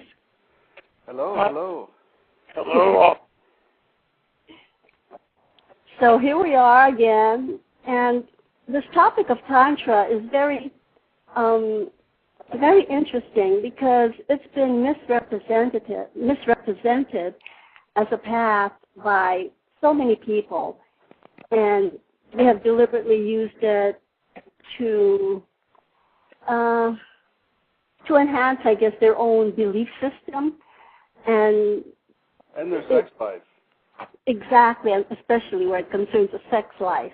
And what we want to say is that Tantra is not sex therapy. It is not swinging or pornography. It is not sex partners or sex parties, rather. Instead, it is a devotional path. And well, it will stimulate a greater appreciation of the sexual aspects of a person. You know, if you're practicing Tantra, that will occur regardless, but to go into it, I feel, for that reason is kind of short-circuiting a much larger process. Right. So here in Northern California, there are a lot of groups who regularly hold pujas, which is a gathering of people to practice their interpretation of Tantra, in a group format. And a lot of this is kind of shall we say, it involves a lot of partner swapping and not a lot of guru guidance, and yet there is some. And, a lot of, pro-polyamorous interactions. And to those who practice polyamory, that's fine. It's, it's not, certainly not, I'm not making any kind of a judgment against polyamory. Right. My only issue is to call it Tantra means something different. Exactly. And, Tantra is more than just sex. Right. But it does involve sex. But sex in a much wider format than what people understand or are aware of. Having sex with the eyes and nature. Looking at a flower is interacting with that flower on an energetic level, and in a sense, in a Tantra sense, you can be having sex with that flower. Okay, and seeing the divine in creation, whether it's a flower or a rock or a beautiful sunset, another person, an animal. Tantra is in my opinion, and my take on Tantra is it is interaction in real time with the divine. And it's basically sparking on the two different polarities of the creative mix, the positive and the negative from an electrical standpoint, the male and the female from a humanity standpoint. So as we explore the interrelationships between those two polarities, and in a devotional manner, this, to me, is far more a Tantra approach than merely going and having sex with different people and you know, supplanting the word Tantra for something that is maybe not quite so spiritual, maybe not quite so devotional. Not saying, you know, we're certainly, you know, I'm certainly not saying that that the people who interpret Tantra in their own way are incorrect. You know, I'm just saying that the way I see Tantra, I guess my interpretation of Tantra is that it is far more of a devotional, spiritual, emotional process than it is simply just two different genders coming together and working towards a spiritual expression. Right. It's so much broader than just two people.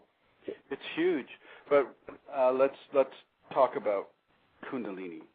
Yes. I look at Tantra through the context of Kundalini.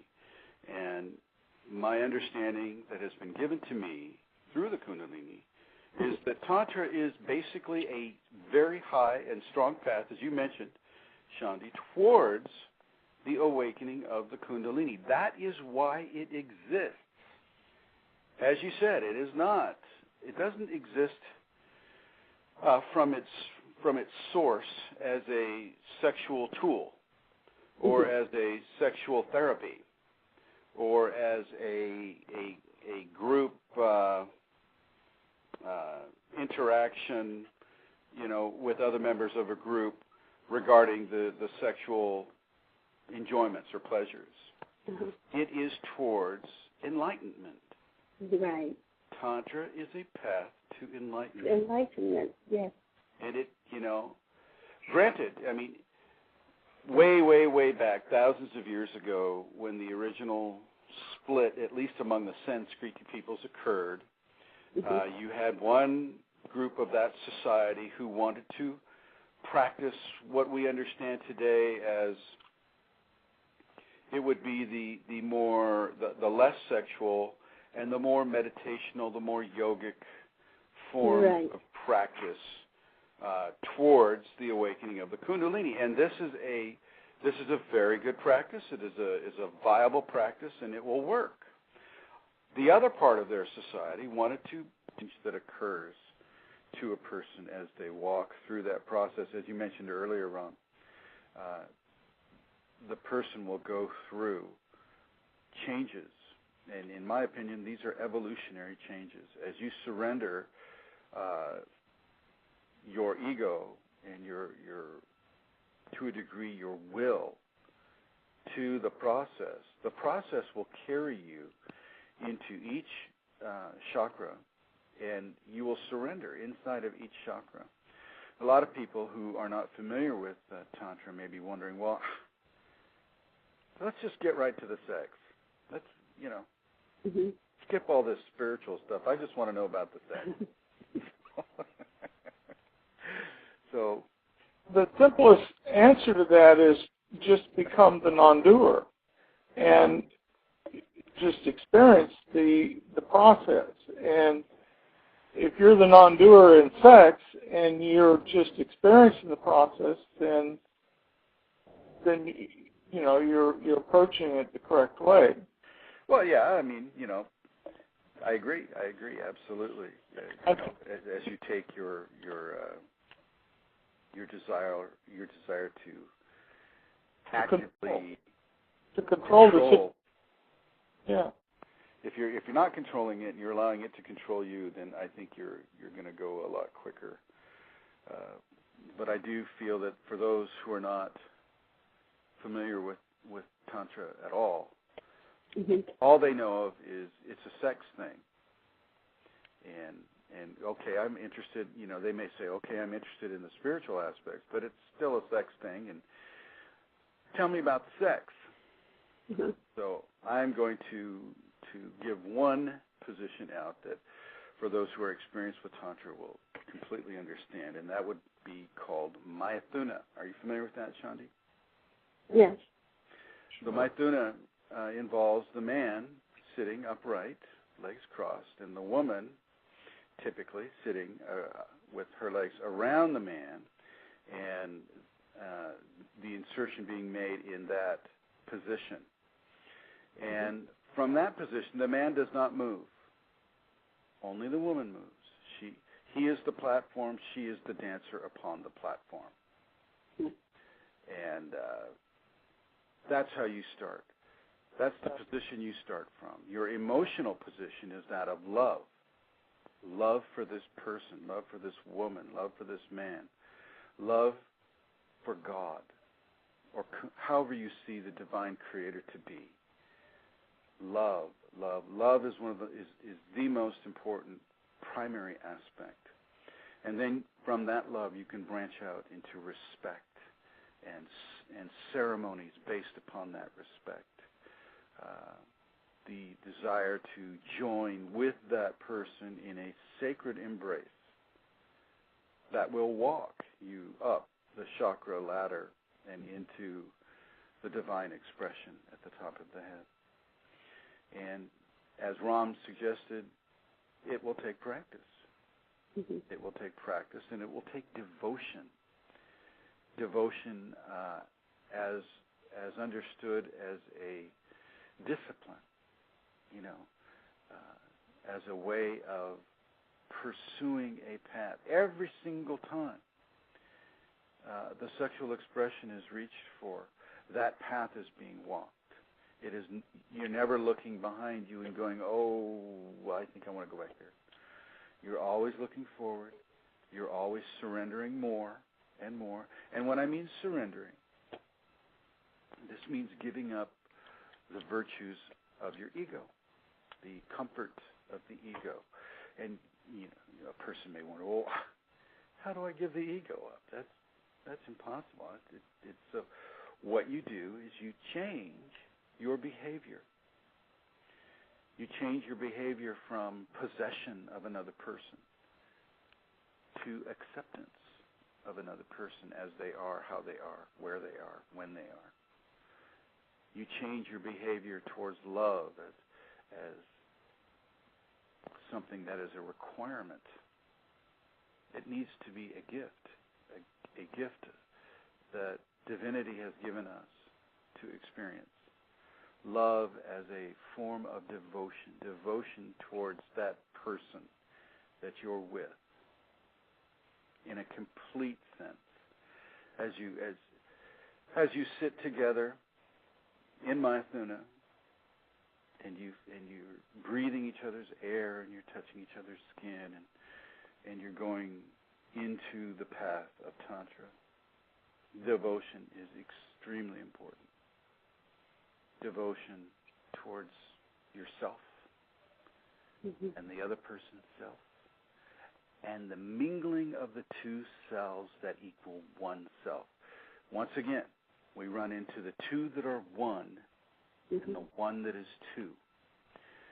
When people are sitting in Maithuna, they can become one person, one living organism. As an example of the divine male and female, the corporeal male and female can begin to bring themselves into the exalted process of oneness with each other. And this will open the Kundalini. This is the frequency that I spoke of earlier. Yeah. And it's also really important to be, to select your partner with great care, because these energies are so potent that, you don't want to be mingling kind of haphazardly, just energies from anyone. Yeah, I would agree with that. If you're meeting them at McDonald's, if no, seriously though, if you will feel the appropriate person for you, and I think you want to distinguish from your lust for a person. Right. You don't want to feel that your lust, your desire to be with a certain man or woman is the indicator choice for a person that would resonate the best with you, because you don't know that much. If you're looking at the body, mm-hmm. you're not seeing all that there is to be seen. Okay, the personality, the mannerisms, the mentality, the belief system, mm-hmm. all of that can be very, very incompatible with you. And yet the body, that person can have a dynamite body, and your body, hormonally will just be going, 100 miles an hour towards that person. Take a step back. Here's another ego training. Instead of responding to the egoic response of jumping on everyone that the ego wants, you mm-hmm. take a step back and you say, you have a conversation, and you feel the person's authenticity, you feel their honesty, you feel their truth, you feel the vibration of where they're coming from, and you may be surprised that this person may not be the one that I want to commit Tantra with. Yeah. Or, on the other hand, this person may. Ideally, you want somebody at the same level of spiritual involvement than you are, in terms of your emotional understanding, in terms of your mental understanding, in terms of your spiritual understanding, and all these bodies, the mental body that, like you were alluding to, that you connect on, and the emotional body you connect on, the physical body. You're not going to find people who are the same as you are. Well, we all have variations of, and we are all not identical. To explore the sensuous, the divinity through sensuousness, and so mm-hmm. they went the completely opposite direction. Okay, opposite of the conservative, caste-based, priestess-based type of scenario, and they went straight into the expressions of sexuality, the expressions of emotional with sexuality, the expressions of eating, and the expressions of certain doctrines of devotion based upon the sensuousness. And this is also a very viable path. In our society, which is quite different from the Sanskriti people, in the Western society, we don't even recognize Kundalini. We don't even, by the far majority, we don't even recognize its existence. Go to a doctor and say, "Yeah, I'm having Kundalini syndrome," and he'll be on the internet googling Kundalini. They'll have a hard time, And so in our society, we're just a little bit less balanced than some of the other societies in the ancient past with regards to the Kundalini. Tantra is an extremely effective path towards Kundalini, and yet it also has some pretty easy to discern distractions from walking the path. For instance, you can get wrapped up into the whole sexual aspect of it, and you can, if you have, your sex drive is very, very strong, and it's coloring almost everything that you do, you're going to kind of get distracted off of a path towards devotion, towards awakening of the Kundalini. And I have not experienced Tantra outside of the Kundalini. So for me, it is all about seeking enlightenment, seeking the awakening of the Kundalini, which for me has been the doorway into enlightenment. And as people practice the Tantra in this way, it can be very, very powerful. I've had students have arms and legs go out of phase. And what I mean by that, their arms or legs will just disappear. They'll be using their arm or their leg or hand or foot or whatever, and all of a sudden, it's gone. They're looking through clear air right at the ground where their arm or their leg used to be. And, you know, most of them, when they have this happen, you know, they panic. But all you have to do is just shake the arm where you felt your arm to be. You just shake it, and it'll come right back into phase. But this is the power of a tantric Kundalini awakening. It is very strong, and it will come with all the bells and whistles. And I literally mean bells and whistles, more flutes than whistles. But you'll hear the gongs, and you'll hear chanting. You know, depending on your proclivity, depending upon your karma, as you come into it, will determine what type of phenomena is associated with your awakening. So Kundalini is a very, very tangible connection to your divinity at the base of the spine and your tailbone, at the last three vertebrae of the tailbone. Certain vibrational mixtures of energy that can occur through Tantra. It can occur through meditation. It can occur through yoga. You know, it can occur through various exercises. Will stimulate a vibratory effect upon this, and it will open, you know, the doorway, so to speak, of the Shakti, and allow the Shakti access to the spine. As the Shakti flows up the spine, it awakens each of the neural plexus centers, commonly known as chakras. And as those chakras are awakened, they are opened up like a flower, and it goes all the way up your spine until the top of your head, which would be the largest flower, the biggest flower, the 1,000-petaled lotus, as it is referred to. And that will open up, and that is when you really begin to feel the effects of awakened Kundalini and enlightenment. Yes, and that's why it's so important to do some practices, and as you put it, the safeties. Right. Yep, the tongue up, right behind the upper front teeth, that fleshy mound right behind the upper front teeth. The eyes up, meaning that your eyes go up and then slightly inward to the brow, to the bridge of your nose, and your fingers, your thumb tip and your forefinger tips close together with your other fingers spread out. You can tilt your chin slightly towards your chest to stretch out the spine. You know, these are also called, I call them locks, because you know that's what bandha means in the Sanskrit language, or at least that's a close approximation to what it means. And these locks are helpful for an unblocked flow of the Kundalini. Not to say that you won't have any blocks if you do these, but you will have less blocks if you do these.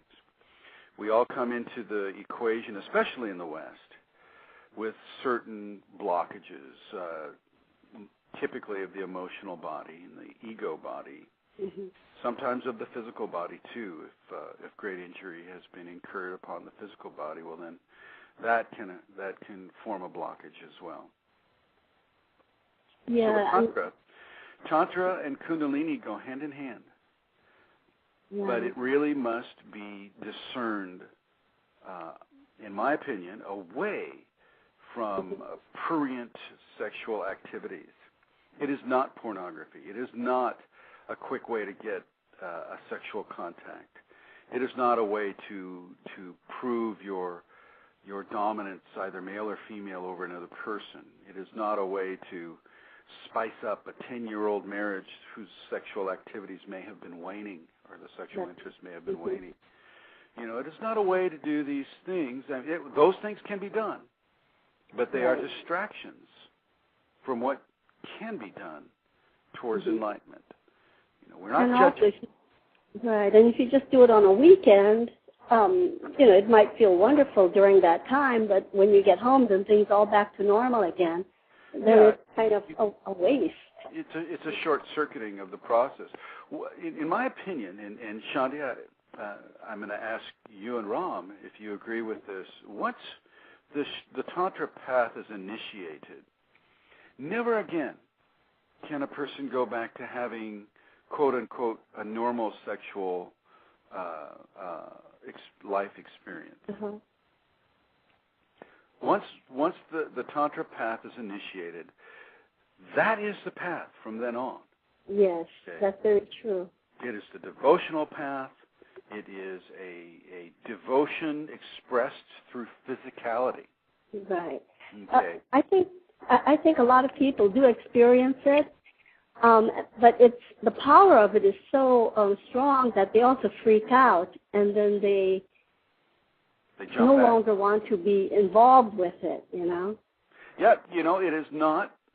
It is a, you know, when you call it a high path, that's exactly what it is. It's a high path.